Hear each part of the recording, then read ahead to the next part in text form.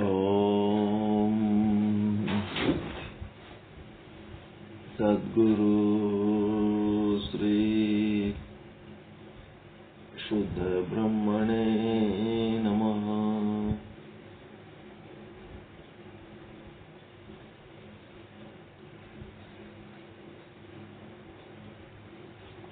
ಸಮಸ್ತ ಶುದ್ಧ ಬ್ರಹ್ಮ ಸ್ವರೂಪರಲ್ಲಿ ಅನಂತ ಅನಂತ ಪ್ರಣಾಮಗಳು. ಚನ್ನಬಸವೇಶ್ವರರ ಸ್ಥಳಕಟ್ಟಿನ ವಚನಗಳ ಪೈಕಿ 3-6-3 ಈ ವಚನವನ್ನ ಹೇಳ್ತಾ ಇದ್ದೀವಿ. ಲೋಹ ಪುರುಷವ ಮುಟ್ಟುವುದಲ್ಲದೆ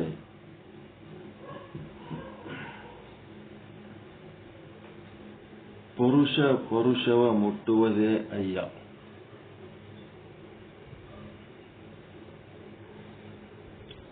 ಅಂಗವಿಡಿದವಂಗೆ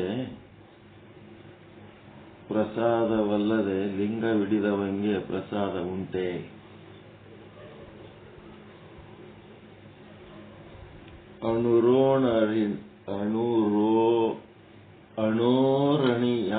ಅಣೋರಣೀಯಾನ್ ಮಹತೋ ಮಹಿಯಾನ್ ಎಂಬುದಾಗಿ ಕಿರಿದಿಂಗೆ ಹಿರಿದು ವಾಂಗ್ಮನಕ್ಕ ನಮ್ಮ ಕೂಡಲ ಚನ್ನ ಸಂಗಯ್ಯನಲ್ಲಿ ಗುರುಪ್ರಸಾದ ನಿರೂಪ ಲಿಂಗೈಕ್ಯವು.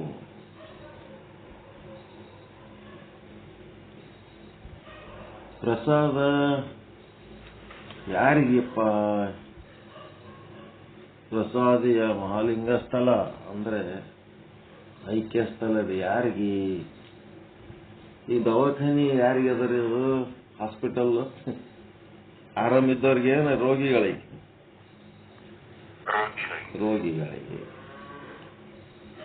ಪೊಲೀಸು, ಜೈಲು, ಕಾನೂನು, ಅಪರಾಧಿಗಳಿಗೆ. ಹಾಂಗ ಇಲ್ಲಿ ಪ್ರಸಾದಿ ಯಾರಿಗಪ್ಪ ಅಂದ್ರೆ ಅಂಗವಿಡಿದವನಿಗೆ. ಅಂಗವಿಡಿದವನಿಗೆ ಪ್ರಸಾದ, ಲಿಂಗವಿಡಿದವನಿಗಲ್ಲ. ಪ್ರಸಾದಿಗೆ ಪ್ರಸಾದ ಬೇಕಾಗಿಲ್ಲ, ತಾನೇ ಪ್ರಸಾದ ಸ್ವರೂಪ ಅವನಿಗೆ ಪ್ರಸಾದ ಬೇಕಾಗಿಲ್ಲ.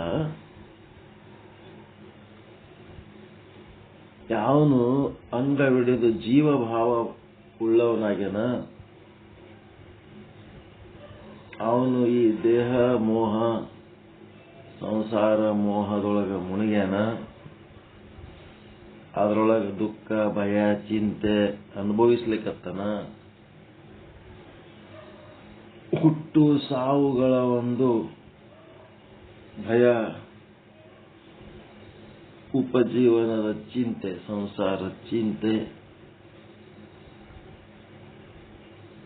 ಮತ್ತೆ ಪಾಪ ಪುಣ್ಯ ಕರ್ಮಗಳ ಒಂದು ಕರ್ತೃತ್ವ,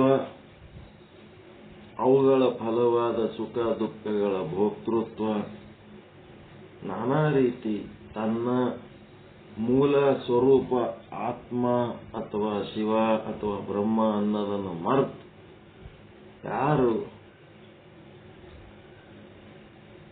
ಜೀವಭಾವದೊಳಗಿರ್ತಾರ ಅವರಿಗೆ ಅಂಗವಿಡಿದವರು ಅಂತಾರ.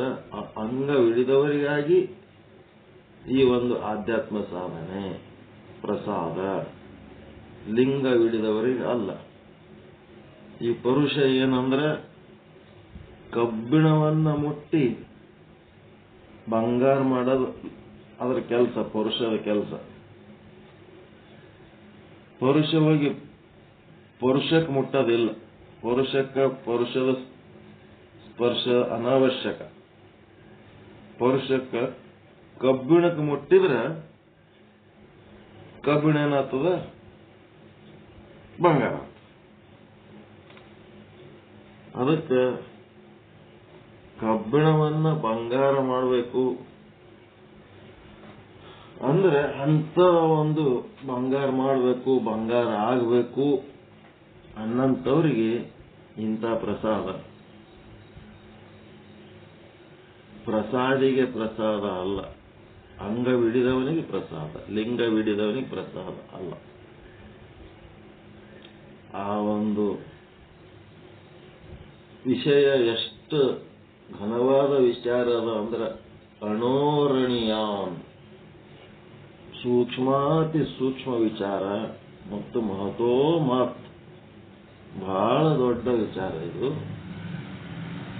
ಕಿರಿದಿಂಗೆ ಕಿರಿದು ಹಿರಿದಿಂಗೆ ಹಿರಿದು ವಾಂಗ್ಮನ ಖಗೋಚರ. ನಮ್ಮ ಕೂಡಲ ಚನ್ನ ಸಂಗಯ್ಯನಲ್ಲಿ ಗುರುಪ್ರಸಾದ ನಿರೂಪಲಿಂಗೈಕ್ಯವು ಸೂಕ್ಷ್ಮದಾಗ ಸೂಕ್ಷ್ಮ, ದೊಡ್ಡದಕ್ಕಿಂತ ದೊಡ್ಡದು ಅಂತ ಹೇಳಿ ಸಾಧಿಸ್ಲಿಕ್ಕೆ ಬರ್ತದ್ರ ಇದು ಕಲಿಬೇಕು.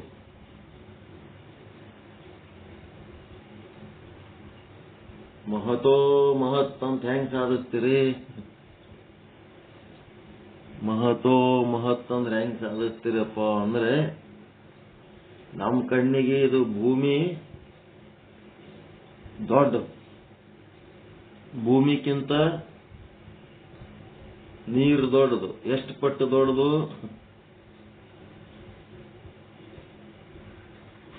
10 ಪಟ್ಟು ದೊಡ್ಡದು. ವೇದಾಂತ ಶಾಸ್ತ್ರ ಹೇಳ್ತದೆ ಭೂಮಿಗಿಂತ ನೀರು 10 ಪಟ್ಟು ದೊಡ್ಡದು. ನೀರಿಗಿಂತ ಅಗ್ನಿ ಎಷ್ಟು ಪಟ್ಟು ದೊಡ್ಡದು? 10 ಪಟ್ಟು ದೊಡ್ಡದು. ಹಿಂಗೆ ಒಂದಕ್ಕೊಂದು ಅದಕ್ಕಿಂತ 10 ಪಟ್ಟದು. ನೀವಂತೀರಿ ಏನಂದ್ರಿ? ಮಾತಾಡ್ರಿ, ಏನ್ ಮಾತಾಡ್ಬೇಕಂತೀರಿ? ಭೂಮಿಗಿಂತ ನೀರ್ 10 ಪಟ್ಟು ದೊಡ್ಡದಂದ್ರ ಹೌದ್ರಿ. ಭೂಮಿಗಿಂತ ನೀರು 10 ಪಟ್ಟು ದೊಡ್ಡದು. ಹೆಂಗಂತಂದ್ರ ಭೂಮಿ ಒಳಗನು ನೀರದ, ಭೂಮಿ ಮ್ಯಾಲನು ನೀರದ, ಮತ್ತ ಆಕಾಶದ ತನಕನು ಮೋಡದ ರೂಪದಲ್ಲಿ ನೀರಿನ ತತ್ವನೇ ಅದು. ಭೂಮಿ ಸುತ್ತಮುತ್ತ 10 ಪಟ್ಟು ದೊಡ್ಡದು ನೀರು. ಅದೇನರೇ ಎಲ್ಲ ಮೋಡದ ರೂಪದಲ್ಲಿ, ಮಂಜುಗಡ್ಡೆಯ ರೂಪದಲ್ಲಿ ಇದ್ದಂತ ನೀರೇನರೇ ಕರಿಗಿ ನೀರಾಗಿ ಭೂಮಿ ಮೇಲೆ ಬಿತ್ತಂದ್ರೆ ಭೂಮಿ ಕರಿಗಿ ಹೋಗ್ಬಿಡ್ತದೆ. ಸ್ವಲ್ಪ ಮಳೆ ಜಾಸ್ತಿ ಆಯ್ತಂದ್ರೆ ಎಲ್ಲರೂ ಫಜಿತಿ ಆಗಿಬಿಡ್ತೀವಿ. ಹಿಂಗಾಗಿ 10 ಪಟ್ಟು ದೊಡ್ಡದು. ಭೂಮಿಗಿಂತ ನೀರು 10 ಪಟ್ಟು ದೊಡ್ಡದು, ನೀರಿಗಿಂತ ಅಗ್ನಿ 10 ಪಟ್ಟು ದೊಡ್ಡದು, ಅಗ್ನಿಗಿಂತ ವಾಯು 10 ಪಟ್ಟು ದೊಡ್ಡದು, ವಾಯುವಿನಿಗಿಂತ ಆಕಾಶ 10 ಪಟ್ಟು ದೊಡ್ಡದು, ಮತ್ತು ಆಕಾಶಕ್ಕಿಂತ ಮಾಯೆ ಅನಂತ ಪಟ್ಟು, ಗೊತ್ತಿಲ್ಲ ಅದು ಎರಡು ದೊಡ್ಡದು ಅಂತ. ಅಗಣಿತ ಪಟ್ಟು, ಅಗಣಿತ ಅಂದ್ರೆ ಗೊತ್ತಿಲ್ಲ ಅಂತ, ಲೆಕ್ಕಿಲ್ಲ. ಅಜ್ಞಾನ ಅದಕ್ಕಿಂತ ದೊಡ್ಡದು, ಆಕಾಶಕ್ಕಿಂತ ಅಜ್ಞಾನ ಅದಕ್ಕಿಂತ ದೊಡ್ಡದು. ಅದು ಅಜ್ಞಾನ ಅಂದ್ರೆ ಪ್ರಕೃತಿ, ಮೂಲ ಪ್ರಕೃತಿ, ಮಾಯೆ ಏನಂತೀರ, ಸತ್ವ ರಜ ತಮ ಗುಣಗಳುಳ್ಳಂತ ಒಂದು ಪ್ರಕೃತಿ, ಮಹಾಮಾಯೆ, ಮೂಲ ಪ್ರಕೃತಿ, ಏನೇನೋ ಅಂತಿರ್ತಾರಲ್ಲ ಅದು. ಮತ್ತ ಅದಕ್ಕೆ ಆಶ್ರಯ ಕೊಟ್ಟದ್ದು ಎರಡು ದೊಡ್ಡದಿರ್ಬೇಕು, ಶುದ್ಧ ಬ್ರಹ್ಮ. ಒಂದಕ್ಕಿಂತ ಒಂದು 10 ಪಟ್ಟು ದೊಡ್ಡದಲ್ಲ, ಇದಕ್ಕೆ ಆಶ್ರಯ ಕೊಟ್ಟದ್ದು ಎರಡು ದೊಡ್ಡದಿರ್ಬೇಕು. ಅನಂತ ಪಟ್ಟು, ಮಾಯೆಯ ವಿಷಯ ಬಂದಾಗ ಅಗಣಿತ ಪಟ್ಟು ಅಂತ ಶಬ್ದ ಬಳಸ್ಬೇಕು. ಲೆಕ್ಕ ಗೊತ್ತಿಲ್ಲ, ಮಾಯೆ ಎರಡು ದೊಡ್ಡದಂತ, ಆಕಾಶಕ್ಕಿಂತ ಎರಡು ದೊಡ್ಡದಂತ ಗೊತ್ತಿಲ್ಲ. ಮತ್ತೆ ಅದಕ್ಕಿಂತ ಅನಂತ, ಇನ್ಫೈನೈಟ್ ಅಂತಾರೆ ಇಂಗ್ಲಿಷ್ನಾಗ, ಅನಂತ ಅಂತ. ಆ ಇನ್ಫಿನಿಟಿ ಎಲ್ಲಿ ಪರಮಾತ್ಮ. ಇನ್ಫಿನಿಟಿ ಅಂದ್ರೆ ಪರಮಾತ್ಮ, ಅನಂತ ಅಂತ. ಅಗಣಿತ ಅನಂತ. ಅಗಣಿತವಾಗಿದ್ದು ಲೆಕ್ಕಕ್ಕೆ ಸಿಗಲಾರದು ಮಾಯೆ. ಅದಕ್ಕೊಂದು ಲೆಕ್ಕ ಅದ, ಆದ್ರೂ ಲೆಕ್ಕಕ್ಕೆ ಸಿಗಲ್ಲ. ಯಾಕಂದ್ರೆ ಅದ್ರ ಬಗ್ಗೆ ಏನು ಹೇಳಕ್ಕಾಗಲ್ಲ, ಅನಿರ್ವಚನೀಯ. ಆದ್ರೆ ಪರಮಾತ್ಮ ಯಾವ ಲೆಕ್ಕೆಲ್ಲ ಪಾತ್ರ ಇಲ್ಲ, ಏನೇನೂ ಇಲ್ಲ. ಹಿಂಗಾಗಿ ಇವೆಲ್ಲದಕ್ಕೂ ಆಶ್ರಯ ಕೊಟ್ಟಂತ ಪರಮಾತ್ಮ ಇವೆಲ್ಲಕ್ಕಿಂತ ದೊಡ್ಡವ, ಬಹಳ ದೊಡ್ಡವ. ಇದು ಹೆಂಗೈತಿದು? ಮಹತೋ ಮಹತ್. ಮತ್ತೇನ್ ಮಾಡ್ತೀರಿ?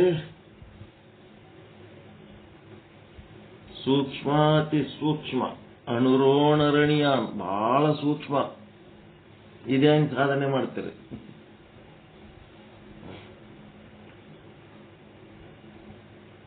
ಇದನ್ನು ಅದ್ರಾಗೆ ಮಾಡ್ಬೇಕಲ್ಲ, ಏನ್ ಮಾಡಿದ್ರು ಇದ್ರಾಗೆ ಮಾಡ್ಬೇಕು ನೀವು. ಭೂಮಿ ಅಂದ್ರ ಮಣ್ಣ ಕಲ್ಲ ಅದಲ್ರಿ, ಇದನ್ನ ಒಂದು ಗೋಣಿ ಚೀಲದಾಗ ಹಾಕ್ಬೋದಿಲ್ಲ? ಒಂದು ಗೋಣಿ ಚೀಲದಾಗ ಹಾಕೊಂಡು ಎಲ್ಲಾರ ಎತ್ಕೊಂಡು ಒಯ್ಬೋದಿಲ್ಲ? ಗೋಣಿ ಚೀಲದಾಗ ಕಲ್ಲ ಮಣ್ಣ ಹಾಕಿ ಒಂದು ಜಾಗದಲ್ಲಿ ಇನ್ನೊಂದು ಜಾಗಕ್ಕೆ ಒಯ್ಬೋದಾ ಇಲ್ಲ? ಅದೇ ಗೋಣಿ ಚೀಲದಾಗ ನೀರ್ ಹಾಕಿದ್ರಿ ಅಂದ್ರ ನೀರ ನಿಂದಿರ್ತದ, ಗೋಣಿ ಚೀಲದಾಗ ನಿಂದ್ರಲ್ಲ. ಯಾಕ ಅಂದ್ರೆ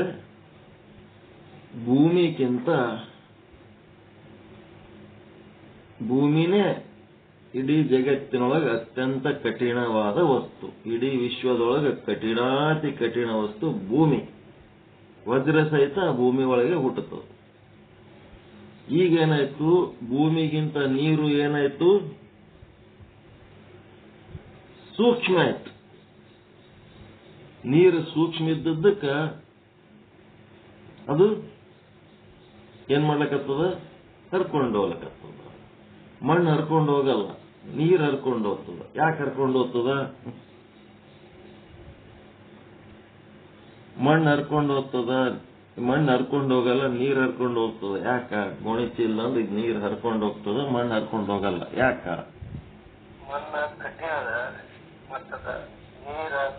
ಮಣ್ಣಿನಕ್ಕಿಂತ ನೀರು ಸೂಕ್ಷ್ಮವಾಗಿದೆ. ಈಗ ನೀರು ಒಯ್ಯೋದಕ್ಕ ನೀವು ಒಂದು ವ್ಯವಸ್ಥೆ ಏನಾದ್ರೆ ಮಾಡ್ಕೋಬಹುದು. ನೀರು ಒಯ್ಬೇಕಾದ್ರೆ ಒಂದು ವ್ಯವಸ್ಥೆ ಮಾಡ್ಕೋಬಹುದು. ವಸ್ತ್ರದೊಳಗೆ ಮಣ್ಣು ಒಯ್ಬಹುದು, ವಸ್ತ್ರದೊಳಗೆ ನೀರು ಒಯ್ಲಕ್ಕಾಗಲ್ಲ. ಮತ್ತ ಅದು ಏನು ಘಟ ಕೊಡ ಏನೇನು ಮಾಡಿರಲ್ಲ, ಕೊಡ ಗಿಡ ಮಾಡಿರಲ್ಲ, ಆ ಘಟ ಏನು ಆದಲ್ಲ ಅದು ಕೊಡದಾಗ ಅದು ಒಯ್ಬೋದು. ಆದ್ರೆ ನೀರು ಒಯ್ಯೋದಕ್ಕೆ ಕೊಡಗಳು ಒದವಲ್ರಿ, ಆ ಕೊಡದಾಗ ನೀವು ಅಗ್ನಿ ಏನಾರ ಒಯ್ಲಕ್ಕಾಗ್ತದೇನು? ಶಾಖ ಕೊಡದಾಗ ಶಾಖ ಹಿಡ್ಕೊಳಕ್ ಆಗ್ತದ? ಸೂರ್ಯನ ಶಾಖ, ಒಲೆನ್ ಬೆಂಕಿ ಶಾಖ.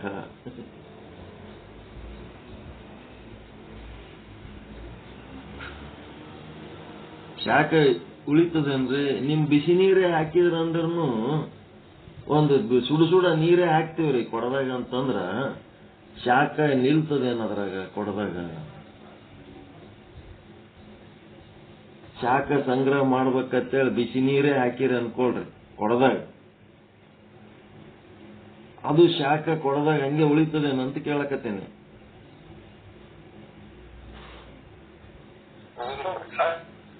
ಆರೋಗ್ತದ ಅಂದ್ರ ಅಗ್ನಿ ನಿಲ್ಲಂಗಿಲ್ಲ, ಅಲ್ಲಿ ಆರಿ ಬಿಡ್ತವ. ಅಗ್ನಿ ನಿಲ್ಲಂಗಿಲ್ಲ, ಆರಿ ಹೋಗ್ತದಂತಂದಾಗ ಏನೈತಿ? ಈಗ ಕೊಡದಾಗ ಹಾಕಿಟ್ಟು ನೀರ ಹಂಗೆ ಇರ್ತದ. ಆದ್ರ ಅದರೊಳಗಿರೋಂಥ ಬಿಸಿ ಉಷ್ಣ ತತ್ವ ಏನಾಯ್ತು ಆರಿ ಹೋಗ್ಬಿಡ್ತಾವ. ಬಿಸಿ ನೀರು ಹೋಗಿ ತಣ್ಣೀರಾಗಿ ಬಿಡುತ್ತೆ. ಅದರೊಳಗಿನ ಉಷ್ಣ, ಅದರೊಳಗಿನ ಅಗ್ನಿ ಯಾಕೆ ಆರೋಯ್ತು, ನೀರು ಹಂಗೆ ಯಾಕೆ ಉಳಿತು?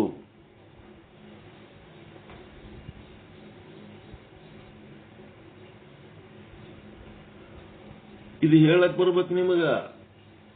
ಏನಂತ? ನೀರು ಅದಲ್ಲ, ನೀರಿಗಿಂತ ಅಗ್ನಿ ಸೂಕ್ಷ್ಮವಾಗಿದೆ ಅಂತ. ಭೂಮಿಗಿಂತ ನೀರು ಸೂಕ್ಷ್ಮವಾಗಿದೆ.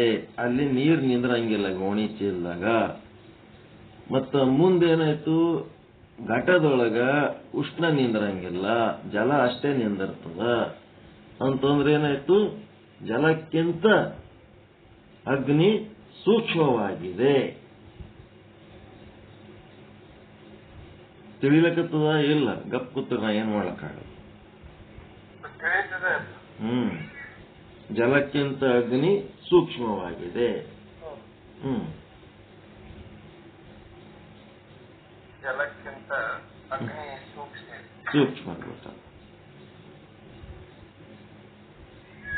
ಆಯ್ತು,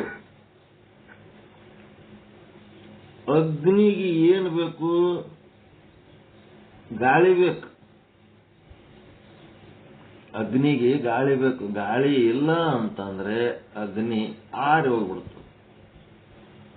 ನೀವು ಮೇಲ ಅದು ಅಗ್ನಿಗೆ ಏನಾರ ಇಂಧನಗಳು ಹಾಕತ್ತಾ ಇದ್ರೆ ಅದು ಉರಿತದ. ನೀವು ಇಂಧನ ಹಾಕದ ಏನಾರ ಬಂದ್ ಮಾಡಿದ್ರಿ ಅಗ್ನಿ ಆರಿ ಹೋಗ್ಬಿಡ್ತು. ಅಗ್ನಿ ಒಳಗೆ ಗಾಳಿ ಅದು. ಗಾಳಿ ಇಲ್ಲ ಅಂತಂದ್ರೆ ಅಗ್ನಿ ಉರಿಯಂಗಿಲ್ಲ. ನೀವು ಯಾವ್ದಾರ ದೀಪ ಹಚ್ಚಿ ಇಟ್ಟು ಟೇಬಲ್ ಮೇಲೆ ಮೇಣಬತ್ತಿ ಅದು ಏನಾರ ಹಚ್ಚಿಟ್ಟು ಅದ್ರ ಮೇಲೆ ಒಂದು ಬೋಗಣಿ ಮುಚ್ಚಿಬಿಟ್ರಿ ಅಂತಂದ್ರ ಆರೋಗ್ಬಿಡ್ತದ. ಅದಕ್ಕೆ ಗಾಳಿ ಬೇಕು ಅಗ್ನಿಗೆ. ಹೀಗಾಗಿ ಒಲೆನ್ ಬೆಂಕಿ ಯಾಕೆ ಆರ್ತದ?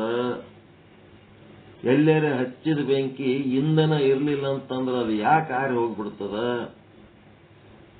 ಅಂದ್ರ ಅದ್ರೊಳಗಿಂದು ಗಾಳಿ ನಿಲ್ಲಂಗಿಲ್ಲ. ಅಗ್ನಿ ಒಳಗಿನ ಗಾಳಿ ನಿಲ್ಲಂಗಿಲ್ಲ. ಅಗ್ನಿ ಉರಿತಾ ಇರ್ಬೇಕಾದ್ರೆ ಗಾಳಿ ಇದ್ರೆ ಉರಿತದ. ಆ ಗಾಳಿ ಏನಾಗ್ಬಿಡ್ತದ, ಆ ಅಗ್ನಿಲಿಂದ ಬೇರ್ಪಟ್ಟು ಹೋಗ್ಬಿಡ್ತದ, ಚಲಿಸಿ ಬಿಡ್ತದ. ಅದು ಚಲಿಸಿ ಹೊರಗೆ ಹೋಗ್ತಿರ್ತದ. ಇದು ಹಿಡಿದು ಉರಿಬೇಕಂತ ಇರ್ತದ. ಅದಕ್ಕೆ ಬುಕ್ಕು ಬುಕ್ಕು ಬುಕ್ಕು ಅಂತ ಸೌಂಡ್ ಆಗ್ತಿರ್ತಾವ. ಈಗೇನಾಯ್ತು, ಅಗ್ನಿದು ಎದಲಿ ಪದಲಿ ಎಲ್ಲ ಅಲ್ಲೇ ಉಳಿದ್ರು ಸಹಿತ ಅದ್ರೊಳಗಿಂದು ಗಾಳಿ ನಿಲ್ಲಲಾರ್ದಂಗ ಅದು ಆರ್ಕೋತ ಹೋಗ್ತದೆ. ಬೆಂಕಿ ಹಚ್ಚಿದ್ದು ನೀವು ಇಂಧನ ಹಾಕೋತಿದ್ರೆ ಅದು ಇರ್ತದ, ಇಲ್ಲ ಅಂತಂದ್ರೆ ಅದು ಆರಿ ಬಿಡ್ತದೆ. ಯಾಕಂದ್ರೆ ಅದ್ರೊಳಗಿಂದು ವಾಯು ಏನಾಗ್ತದ, ಬೈಲೊಳಗ ಹೋಗಿಬಿಡ್ತದೆ. ವಾಯು ಬೈಲೊಳಗ ಹೋಗ್ಬಿಡ್ತದೆ. ಅದಕ್ಕೇನಾಗ್ತದ, ಈಗ ಹೇಳ್ಬೇಕು ನೀವು ಈ ಮಾತು. ವಾಯುವಿಗೆ ಮತ್ತು ಅಗ್ನಿಗೆ ಸಂಬಂಧಪಟ್ಟಂತ ಮಾತು ಹೇಳ್ಬೇಕು.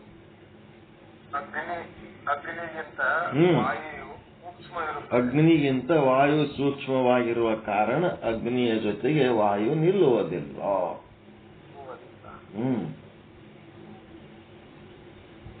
ಅಗ್ನಿಗಿಂತ ವಾಯು ಸೂಕ್ಷ್ಮ ಇರುವುದರಿಂದ ಅಗ್ನಿಯ ಜೊತೆ ವಾಯು ನಿಲ್ಲುವುದಿಲ್ಲ. ಪೃಥ್ವಿಗಿಂತ ನೀರು ಸೂಕ್ಷ್ಮವಾಗಿರುವುದರಿಂದ ಏನಾಯ್ತು, ಪೃಥ್ವಿಯ ಜೊತೆಗಿರುವ ನೀರು ನಿಲ್ಲುವುದಿಲ್ಲ. ನೀವು ನೆಲದ ಮೇಲೆ ನೀರು ಹಾಕಿದ್ರಿ ಅಂತಂದ್ರೆ ಅದು ಆರಿ ಬಿಡ್ತದೆ. ಕೊಡದಾಗಿನ ನೀರು ಸಹಿತ ಹಂಗೆ ಅಗ್ನಿ ಹೋಗ್ತಾ ಇರ್ತದ. ಅದ್ರೊಳಗಿಂದ ಅಗ್ನಿ ಒಳಗಿಂದು ಗಾಳಿ ಹೋಗ್ತಾ ಇರ್ತವ. ಮುಂದೆಲ್ಲಿಗೆ ಗೊತ್ತು, ಗಾಳಿಗೆ ಆಕಾಶಕ್ಕೆ. ನೀವೇನಾರ ಗಾಳಿ ಏನಾರ ಒಂದು ತುಂಬಿಗಿಟ್ರಿ, ಟೈರ್, ಟ್ಯೂಬ, ಬಲೂನ್ ಏನಾರ ತುಂಬಿ ಎಲ್ಲ ಬಾಯಿ ಪ್ಯಾಕ್ ಮಾಡಿ ಇಟ್ಟಿರ್ತೀರಿ. ಇಟ್ಟರೂ ಸಹಿತ ಅಲ್ಲಿ ಏನಾಗ್ತಿರ್ತದ, ಹವಾ ಕಡಿಮೆ ಆಗ್ತಿರ್ತದ ಇಲ್ಲ ಅವರಂತ. 15 ದಿವಸಕ್ಕೊಮ್ಮೆ 20 ದಿವಸಕ್ಕೊಮ್ಮೆ ಹವಾ ಕಡಿಮೆ ಮಾಡ್ತಿರ್ತಾರೆ. ಈ ಸಣ್ಣ ಮಕ್ಕಳಿಗೆ ಮನಿ ಮುಂದೆ ಬಲೂನ್ ಬಂದಿರ್ತಾವ, ಬಲೂನ್ ತುಡಿಸ್ತೀನಿ ಬಾ ಅಂತಂದ್ರೆ ಅವ 10 ರೂಪಾಯಿ 5 ರೂಪಾಯಿ ಒಂದು ಬಲೂನ್ ಕೊಟ್ಟು ನಿಮಗೆ ಹೋಗ್ತಾನೆ. ಅದು ಹುಡುಗ ಆಟ ಆಡ್ತದ, ಅದು ಒಡಿದಿಲ್ಲ ಅಂತಂದ್ರೆ ನಮ್ಮ ಪುಣ್ಯ. ಅದು ತಗೊಂಡು ಈಗಿನ ಮಕ್ಳು ಏನದಾವ, ದೇವ್ ಇದ್ದಂಗೆ ಅದಾವು. ಅವಕ್ಕೇನಾದ್ರು ಸೂಕ್ಷ್ಮ ಸಾಮಾನು ಕೊಟ್ರೆ ಮುರಿದ ಬಿಡ್ತಾವ. ಅವು ಸೂಕ್ಷ್ಮ ಚಂದ ಆಡೋದೇ ಗೊತ್ತಿಲ್ಲ, ಅವಕ್ಕೆ ಮುರಿದು ಹಾಕ್ಬಿಡ್ತಾವ. ಅದು ಬಲೂನ್ ಏನ್ ಮಾಡ್ತಾವ, ಹೊಡಿಲಿಲ್ಲ ಹಂಗೆ ಇತ್ತು ಅಂತಂದ್ರ ಮರುದಿನ ಮುಂಜಾನೆ ಅದೇ ಬಲೂನ್ ತಗೊಂಡು ಆಡ್ಲಕ್ಕೆ ಹೋದ್ರೆ ಅದು ಮೆತ್ತಗೆ ಆಗಿಬಿಟ್ಟಿರ್ತದೆ. ಬಲೂನ್ ಒಳಗೊಂದು ಸ್ವಲ್ಪ ಗಾಳಿ ಇರ್ತದೆ, ಉಳಿದದ್ದೆಲ್ಲ ಮೆತ್ತಗೆ ಆಗಿಬಿಟ್ಟಿರ್ತದೆ ಬಲೂನ್. ಏನಾಯ್ತು, ಆ ಬಲೂನಿನ ಜೊತೆಗೆ ಒಳಗೆ ಆಕಾಶ ಇತ್ತ ಇಲ್ಲ, ಒಳಗೆ ಗಾಳಿ ಮತ್ತು ಆಕಾಶ ಅಂತ ಎರಡಿದ್ದು ಇಲ್ಲ. ಬಲೂನಿನ ಒಳಗೆ ಆಕಾಶ ಇತ್ತು, ಅದೇನಾಯ್ತು, ಆಕಾಶ ಹೊರಗೆ ಬತ್ತು. ಗಾಳಿ ಸಂಗಟಿರೋದ ಆಕಾಶ ಬಲೂನಿನೊಳಗಿಂದ ಹೊರಗೆ ಬಂತು. ಹೊರಗೆ ಬಂದದಕ್ಕೆ ಏನಾಯ್ತು, ಈಗ ವಾಯುವಿಗಿಂತ ಆಕಾಶ ಸೂಕ್ಷ್ಮವಾಗಿರುವ ಕಾರಣ, ವಾಯುವಿಗಿಂತ ಆಕಾಶ ಸೂಕ್ಷ್ಮವಾಗಿರುವ ಕಾರಣ ಆಕಾಶ ಹೊರಗೆ ಬಂತು, ಗಾಳಿ ಅಷ್ಟೇ ಒಂದು ಸ್ವಲ್ಪ ಒಳಗುಳಿತಷ್ಟೇ.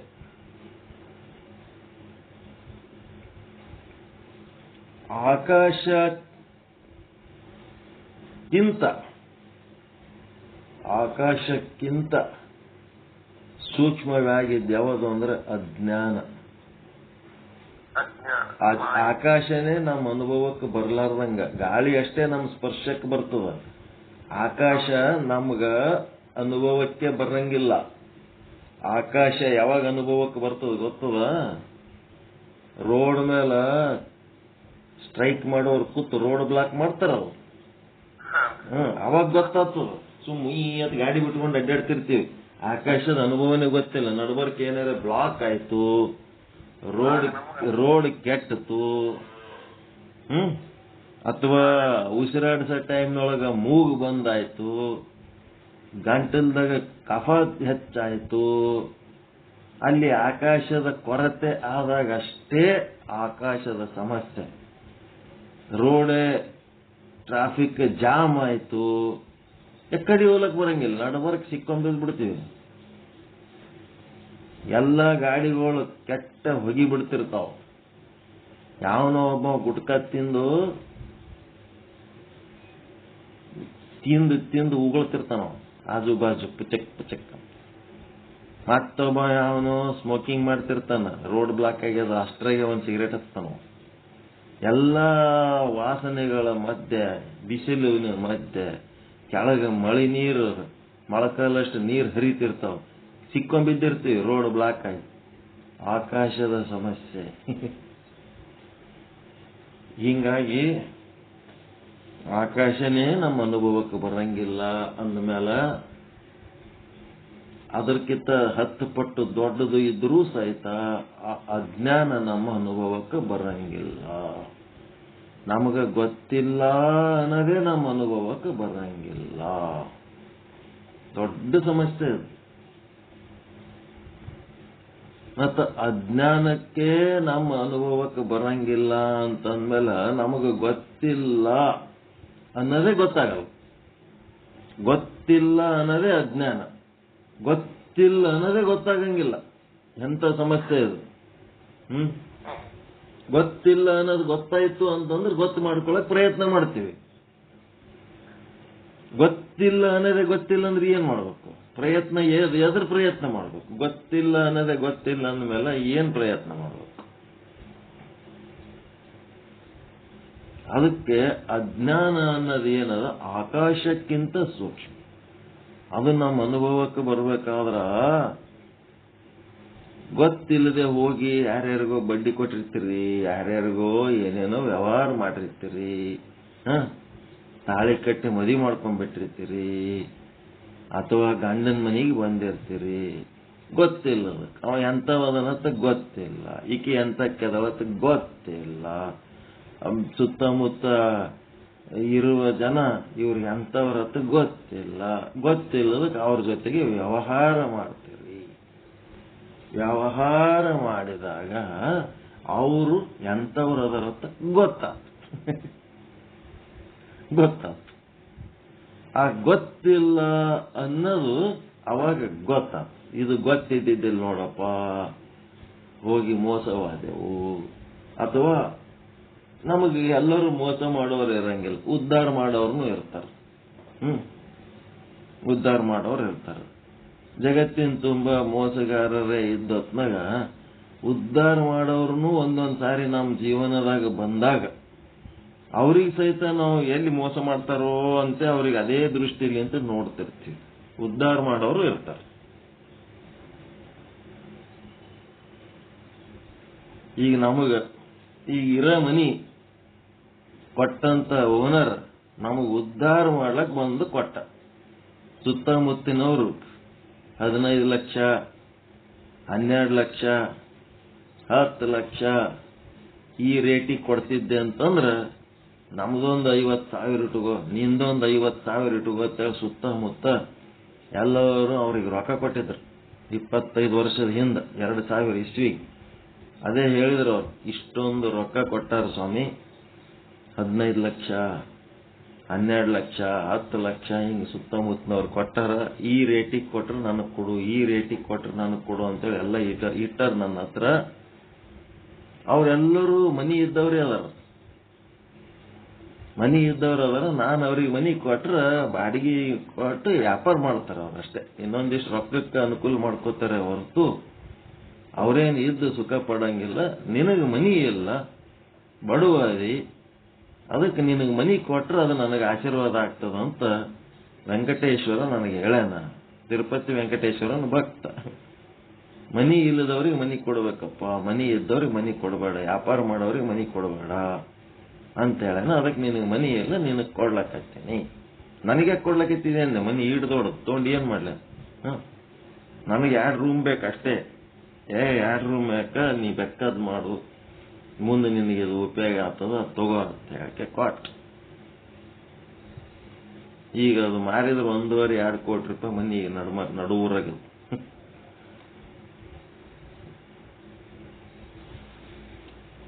ನಮ್ಮ ಮನಿದು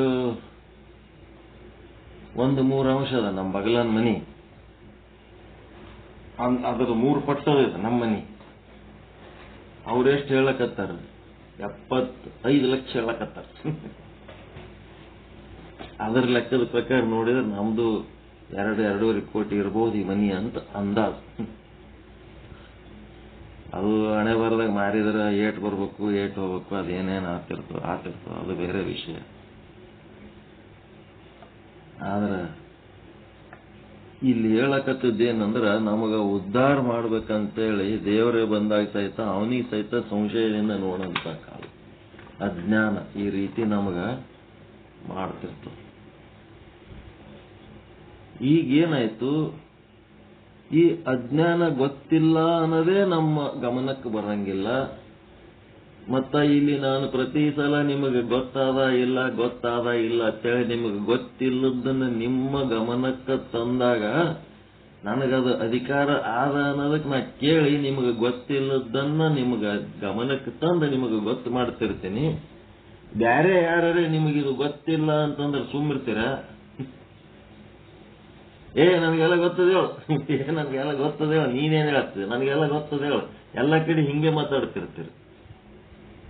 ಏನು ಗೊತ್ತಿಲ್ಲ ಅಂದ್ರೂ ಎಲ್ಲ ಗೊತ್ತದ ಅನ್ನಂಗ ಸರ್ವಜ್ಞರಂಗ ಹೊರಗೆ ತೋರಿಸ್ಕೋಬೇಕಾಗ್ಯದ. ಅದ್ರ ಅವಶ್ಯಕತೆ ಅದ. ನನಗೆಲ್ಲ ಗೊತ್ತದ ಹೇಳ. ಯಾರು ನನಗೆಲ್ಲ ಗೊತ್ತದ ಹೇಳು ಅಂತಾರ, ಅದು ಒಂಥರ ಭಂಡತನ, ಹೊಂಬತನ.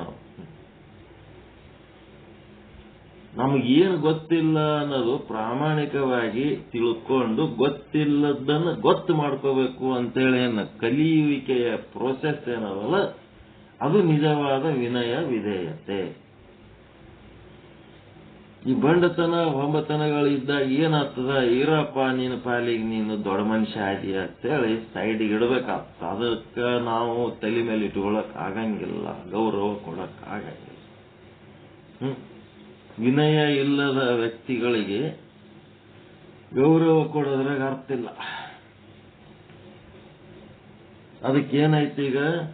ಅಜ್ಞಾನನೇ ಅನುಭವಕ್ಕೆ ಬರೋದು ಇಷ್ಟು ಕಷ್ಟ ಇದ್ದು, ಈಗ ನಿಮಗ ಅಜ್ಞಾನವನ್ನ ನಿಮ್ಮ ಅನುಭವಕ್ಕೆ ತಂದು ಅದಕ್ಕೆ ಸಂಬಂಧಪಟ್ಟ ಜ್ಞಾನವನ್ನ ನಿಮ್ಮ ಹತ್ರ ತುಂಬುತ್ತಾ ಇದ್ದೀವಲ್ಲ, ಇದು ಈ ಹೇಳಿದ ಜ್ಞಾನ, ಕೇಳಿದ ಜ್ಞಾನ ಸತ್ಸಂಗದ 2 ತಾಸು 3 ತಾಸು ಕೂತು ಹೇಳಿದ್ರೂ ಸಹಿತ ಅದು ಯಾಕೆ ನಿಲ್ಲಂಗಿಲ್ಲ ನಮ್ಮಲ್ಲಿ?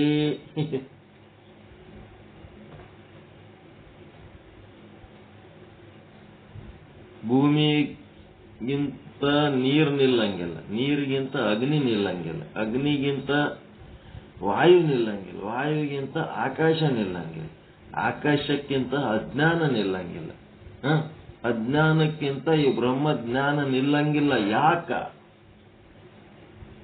ಯಾವ ಕಾರಣಕ್ಕೆ? ಒಂದರಕ್ಕಿಂತ ಒಂದು ಸೂಕ್ಷ್ಮದ, ಬಹಳ ಸೂಕ್ಷ್ಮದ, ಬಹಳ ಸೂಕ್ಷ್ಮ. ಅದನ್ನು ಉಳಿಸ್ಕೋಬೇಕಾದ್ರೆ ಬಹಳ ಸೂಕ್ಷ್ಮವಾದ ವಿಚಾರ. ಅದನ್ನ ಸೂಕ್ಷ್ಮವಾದ ವಿಚಾರವನ್ನ ತಿಳ್ಕೋಬೇಕಾದ್ರೆ ಅಷ್ಟೇ ನಾವು ಕೂಡ ಸೂಕ್ಷ್ಮ ಆಗಬೇಕಾಗ್ತದೆ. ಅಣುವನ್ನ ಉಳಿಸ್ಕೋಬೇಕಾದ್ರೆ, ಅಣುವಿನ ಬಗ್ಗೆ ಕಾಳಜಿ ಮಾಡಬೇಕಾದ್ರೆ ನಮ್ಮ ಅಬ್ಸರ್ವೇಷನ್ ಕೂಡ ಆ ಅಣುವಿನಷ್ಟೇ ಸೂಕ್ಷ್ಮ ಆಗಬೇಕಾಗ್ತದೆ. ಅಣುವನ್ನ ಅರಿಬೇಕಾದ್ರೆ, ಅಣುವಾದಿಗಳಂತೆ ಒಂದು ದೊಡ್ಡ ಸಿದ್ಧಾಂತ ಅದ, ಅಣುವಾದಿಗಳು ಅಂತ ಬರ್ತಾರೆ. ಅಣು ಇಡೀ ಜಗತ್ತೆಲ್ಲ ಅಣುಗಳಿಂದ ಆಗ್ಯದಂತ ಹೇಳ್ತಾರ ಅಣುವಾದಿಗಳು. ಒಂದು ಅಣುವನ್ನ ನಾವು ಅರ್ಥ ಮಾಡ್ಕೋಬೇಕಾದ್ರ ನಾವು ಇಷ್ಟು ಸೂಕ್ಷ್ಮ ಆಗಬೇಕು. ಆತ್ಮನನ್ನ ಅರಿಬೇಕಾದ್ರೆ ಆತ್ಮನೇ ಆಗಬೇಕು. To know the god we have to become the god ಅಂದ್ರೆ ಅದರ ಅರ್ಥ ಏನು? ಆತ್ಮ ಎಷ್ಟು ಸೂಕ್ಷ್ಮ ಆದ, ನಾವು ಕೂಡ ಅಷ್ಟೇ ಸೂಕ್ಷ್ಮವಾದ್ರೆ ಅದು ನಮ್ಮ ಅನುಭವಕ್ಕೆ ಬರ್ತದೆ. ಮತ್ತೆ ಆತ್ಮ ಎಷ್ಟು ಮಹಾನ್ ಆದ, ನಮ್ಮ ಹೃದಯ ಕೂಡ ಅಷ್ಟೇ ಮಹಾನ್ ಆಗಬೇಕು. ಆದರೆ ಏನಾಗ್ತದೆ? ಆ ಆತ್ಮ ನಮ್ಮ ಅನುಭವಕ್ಕೆ ಬರ್ತದೆ. ಹೃದಯ ಮಹಾನ್ ಆಗ್ಬೇಕು, ಬುದ್ಧಿ ಸೂಕ್ಷ್ಮ ಆಗಬೇಕು. ಬುದ್ಧಿ ಒಳಗೆ ಅಹಂಕಾರ ಇದ್ದು ನನಗ ಎಲ್ಲ ಗೊತ್ತದ ಹೇಳುವಂತ ದಿಮಾಕ ಮಾಡಿದ್ರೆ ಆತ್ಮಜ್ಞಾನ ಎಂದೂ ಬರಂಗಿಲ್ಲ. ರೊಕ್ಕ ಬರ್ತದ ಅಷ್ಟೇ, ತಲೆ ಓಡಿಸಿ ಜಗತ್ತಿನಾಗ ರೊಕ್ಕ ಗಳಿಸ್ಬೋದು. ಅದು ಏಟ್ ರೊಕ್ಕ ಗಳಿಸಿದ್ರಿ ಏನದು? ಎಲ್ಲರ ಬಿದ್ದು ಸತ್ರ ಎಲ್ಲ ರೊಕ್ಕ ಇಲ್ಲೇ ನಾವು ಆ ಕಡೆ. ಆತ್ಮಜ್ಞಾನ ನಾವು ಆದ್ರೆ ನಮ್ಮ ಜೊತೆಗೆ ಬರ್ತದೆ.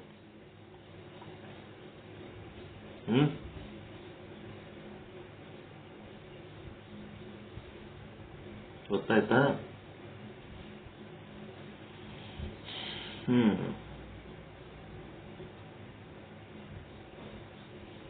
ಏನ್ ಮಾಡ್ತೀರಿ? ಬುದ್ಧಿ ಒಳಗ ಅಹಂಕಾರದಲ್ಲ, ಆ ಅಹಂಕಾರ ಕಳ್ಕೊಂಡು ಏನಾಗಬೇಕು? ಜೀವ ಭಾವ ಎಲ್ಲ ಕಡಿಮೆಯಾಗಿ ಸೂಕ್ಷ್ಮ ಆಗಿ ಆತ್ಮಭಾವ ಆಯ್ತು ಅಂತಂದ್ರೆ ಏನಾಗ್ತೀರಿ? ಅಹಂ ಬ್ರಹ್ಮಾಸ್ಮಿ ಮಹತೋ ಮಹತ್ ಶಿವೋಹಂ. ಮತ್ತೆ ಹೃದಯ ದೊಡ್ಡದಾಗಬೇಕು, ವಿಶಾಲ ಆಗಬೇಕು. ಯಾವ ತತ್ವವನ್ನ ನೀವು ದೊಡ್ಡದಂತ ತಿಳ್ಕೊಂಡಿರಿ ಅದನ್ನ ನಿಮ್ಮೊಳಗೆ ಇಳಿಸ್ಕೋಬೇಕಂತಂದ್ರೆ ನಿಮ್ಮ ಹೃದಯನೂ ಅಷ್ಟೇ ದೊಡ್ಡದಾಗಬೇಕು. ಮಹತೋ ಮಹತ್. ಜೀವಭಾವ ಸೂಕ್ಷ್ಮ ಹಾಕೋತ ಹೋಗ್ಬೇಕು. ಮತ್ತೆ ಆತ್ಮಭಾವ ಮಹತೋ ಮಹತ್ ಹಾಕೋತ ಹೋಗ್ಬೇಕು. ಜೀವಭಾವ ಪೂರ್ಣ ಕಳ್ಕೊಂಡಾಗ, ಆತ್ಮಭಾವ ಪೂರ್ತಿ ಬೆಳ್ಕೊಂಡಾಗ ಮೋಕ್ಷ. ಅದನ್ನೇ ಅವ್ರು ಹೇಳ್ತಾರೆ, ಕಿರಿದಿಂಗೆ ಕಿರಿದು ಸಣ್ಣ ಆಗ್ಬೇಕು. ನಮ್ಮ ಅಹಂಕಾರ ಬಹಳ ಸಣ್ಣ ಆಗ್ಬೇಕು. ಎದರದು? ಜೀವಭಾವದ ಅಹಂಕಾರ, ಆತ್ಮಭಾವದ ಅಹಂಕಾರ ಎರಡದವ ಇಲ್ಲ ಅಹಂಕಾರ. ಜೀವದ ಭಾವದ ಅಹಂಕಾರ, ಅಜ್ಞಾನದ ಅಹಂಕಾರ ಒಂದದ, ಆತ್ಮಭಾವದ ಅಹಂಕಾರ ಬ್ರಹ್ಮಂದು ಒಂದು. ಜೀವನೂ ನಾನೇ, ಕೂಟಸ್ಥನೂ ನಾನೇ. ನನ್ನೊಳಗಿರುವಂತ ಕೂಟಸ್ಥ ಏನಾಗಬೇಕು? ದೊಡ್ಡದಾಗಬೇಕು. ಆ ಭಾವ ದೊಡ್ಡದಾಗಬೇಕು. ನನ್ನೊಳಗಿರುವ ಜೀವಭಾವ ಏನಾಗಬೇಕು? ಅಣುರೋಣರಣೀಯ, ಸೂಕ್ಷ್ಮಾತಿ ಸೂಕ್ಷ್ಮ, ನನಗಿಂತ ಕಿರಿಯರಿಲ್ಲ ಅನ್ಬೇಕು. ಬ್ರಹ್ಮ ನಾನು ಅಂತಂದ್ರೆ ನನಗಿಂತ ದೊಡ್ಡದು ಮತ್ತೊಂದೇನೂ ಇಲ್ಲ, ನಾನೇ ದೊಡ್ಡವ. ಎದ್ರಾಗ? ಆತ್ಮಭಾವದಾಗ ನಿಮ್ಗಿಂತ ದೊಡ್ಡವ್ರು ಯಾರೂ ಇಲ್ಲ. ಜೀವಭಾವದಾಗ ನಿಮ್ಗಿಂತ ಸಣ್ಣವ್ರು ಯಾರೂ ಇಲ್ಲ. ಈ ರೀತಿ ನಾವು ಸಾಧನೆ ಮಾಡಿದರೆ ಕಿರಿದಿಂಗೆ ಕಿರಿದು ಹಿರಿದಿಂಗೆ ಹಿರಿದು. ಇದು ಮಾತಿನಿಂದ ಹೇಳ್ತೀನಿ, ಮನಸ್ಸಿನಿಂದ ವಿಚಾರ ಮಾಡ್ತೀನಿ ಅಂತಂದ್ರೆ ಆಗಲ್ಲ. ವಿಚಾರ ಮಾಡ್ಕೋತೆ ಕುಂದ್ರಂತದ್ದು ಅಷ್ಟೇ. ನಾನು ಹಿಂಗೆ ಇರ್ತೀನಿ ಅಂತದ್ದು ಅದನ್ನ ಡೈರೆಕ್ಟ್ ಅನುಭವಕ್ಕೆ ತಂದುಕೋಬೇಕು ನಾವು. ಅನುಭವಕ್ಕೆ ತಂದ್ಕೊಂಡು ಸೂಕ್ಷ್ಮಾತಿ ಸೂಕ್ಷ್ಮ, ಮಹತೋ ಮಹತ್. ಅಹಂಕಾರ ಸೊಕ್ಕ ಇರಬಾರ್ದಂತಲ್ಲ, ಎಂಥದಿರ್ಬೇಕು? ಶಿವಾಚಾರ ಘನವೆಂಬಲ್ಲಿ ಮದವಿರಲಿ.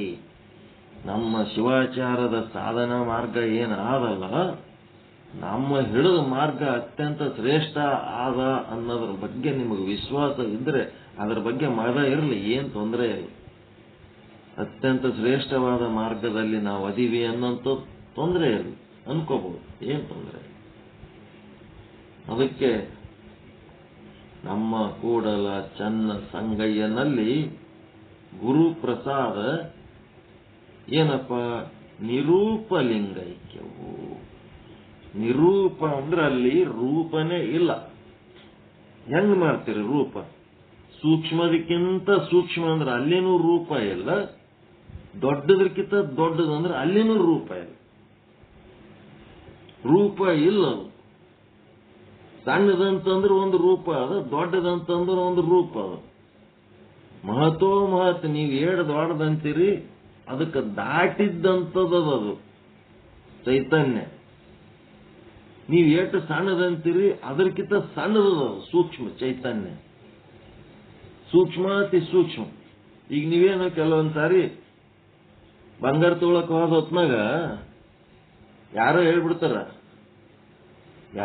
ಅದು ಉಂಗ್ರ ಮಾಡಿದ್ರ ಮಿಕ್ಸ್ ಇರ್ತದ್ರಿ, ಅದು ಬಂಗಾರ ಬಿಸ್ಕಿಟ್ನಂದು ಕಟ್ ಮಾಡ್ಕೊಂಬರ್ರಿ ಅಂತ. ಅವನಿಗೆ ಹೋಗಿ ಬಂಗಾರದಾಗಿಂದ ಬಿಸ್ಕಿಟ್ನಂದು ಕಟ್ ಮಾಡಿ ಕೊಡುವಪ್ಪ ಅಂದ್ರೆ, ಎದ್ರ ಬಿಸ್ಕಿಟ್? ಇದೇ ಸುಡುಗಾಡು ಬಂಗಾರದ ಬಿಸ್ಕಿಟ್ ಮಾಡಿ ಇಟ್ಟಿರ್ತಾನ. ಬಿಸ್ಕಿಟ್ ಬಿಸ್ಕಿಟ್ ತಗೊಂಬರ, ಅದ್ರದ್ದು ಒಂದು ಬಿಸ್ಕಿಟ್. ಅದೇನು ಕಂಪನಿ ಬಿಸ್ಕಿಟ್ ಅಲ್ಲ, ಸೀಲ್ ಇಲ್ಲ, ಏನೂ ಇಲ್ಲ. ಅದಕ್ಕೊಂದು ಏನಾರ ಕೌಂಟ್ ಮೂಲಿದೊಂದು ಏನೋ ತೋರಿಸ್ತಾನ. ಇದು ಏನಪ್ಪ? ಹಾಲ್ಮಾರ್ಕ್ ತರ್ತಾನೆ. ಹಾಲ್ಮಾರ್ಕ್ ಅಲ್ಲ, ಹಾಲ್ಮಾರ್ಕ್ ಅದು ಬಂಗಾರ ತಗೊಳ್ಳೋರು. ಅದ್ರೊಳಗೆ ಇನ್ನ ರೊಕ್ಕ ಹಾಳು ಮಾಡ್ತಾರ. ಹಾಲ್ಮಾರ್ಕ್ ಅಂತ ಹೇಳಕ್ಕೆ ಬರೀ ಮೋಸದ್ದೇ ಅದು. ಬಂಗಾರ ಅಂದ್ರೆ ಮೋಸ. ಹಾಳ್ಮಾರ್ಕ್ ತೋರಿಸಿ ಇನ್ನ ರೇಟ್ ಇಷ್ಟ ಆಗ್ತದ, ಕಟ್ ಮಾಡ್ತಾರೆ. ಕಟ್ ಮಾಡಾಗ ಏನಾಗ್ತದ? ಅದು ಕರೆಕ್ಟ್ ಬರ್ಬೇಕಲ್ಲ. ನೀವ್ ಏಟ್ ತಗೋಬರ್ತೀರಿ, 5 ಗ್ರಾಮ್ 2 ಗ್ರಾಮ್ 10 ಗ್ರಾಮ್ ಕರೆಕ್ಟ್ ಬರಲ್ಲ. ಅದಕ್ಕೇನ್ ಮಾಡ್ತಾನ? ಸಣ್ಣ ಸಣ್ಣ ಸಣ್ಣ ತುಂಡು ಕೊಡ್ತಾನ. ತುಂಡು ಕೊಟ್ಟು ಅದ್ರಾಗ ಹಾಕೋತಾನ ಒಂದ್ ಇಟೀಟೆ ಪೀಸ್. ಧೂಳಿನಂತದ್ ಕೊಡ್ತಾನ. ಲಾಸ್ಟ್ ದೂಸಿದ್ದಂಗೆ ಇರ್ತದ. ಅದೊಂದು ಪೇಪರ್ನಾಗ ಕಟ್ಟಿ ಕೊಟ್ಟು ಬಿಡ್ತಾನ, ತಗೊಂಡು ಹಾಳಾಗಿ ಹೋಗತ್ತ ಕಡೆ. ಅದು ಸೂಕ್ಷ್ಮ ಇದ್ದದ್ದು ಉಳಿತದೇನ್ರಿ? ಆ ಪೇಪರ್ನಾಗ ಇಟ್ಟಲ್ಲೇ ತೂತ್ ಬಿದ್ದು ಅದೆಲ್ಲ ಪೌಡರ್ ಆಗಿ ಎಲ್ಲೋ ಬಿದ್ದು ಹೋಗ್ಬಿಡ್ತದ, ಮಣ್ಣಾಗಿ ಹೋಗ್ಬಿಡ್ತದ. ಅದು ಸೂಕ್ಷ್ಮಾತಿ ಸೂಕ್ಷ್ಮ. ಸಣ್ಣದು ಮೇಂಟೈನ್ ಹೆಂಗ್ ಮಾಡ್ತೀರಿ? ಹಂಗಿಲ್ಲಿ ಆತ್ಮಜ್ಞಾನ ಸೂಕ್ಷ್ಮಾತಿ ಸೂಕ್ಷ್ಮ ವಿಷಯಗಳು ಹೇಳಿದ್ದು ಅವು ನಿಲ್ಬೇಕಾದ್ರೆ ಬಹಳ ಕಠಿಣ. ಅವು ಯಾಕೆ ನಿಲ್ಲಂಗಿಲ್ಲ ಅಂದ್ರೆ ನಾವು ಅದನ್ನ ಹಿಡ್ಕೊಳ್ಳೋಕೆ ಸೂಕ್ಷ್ಮ ಇಲ್ಲ. ಆತ್ಮಜ್ಞಾನಕ್ಕ ಹಿಡ್ಕೊಳ್ಳಕ ಆತ್ಮನೇ ಬೇಕು.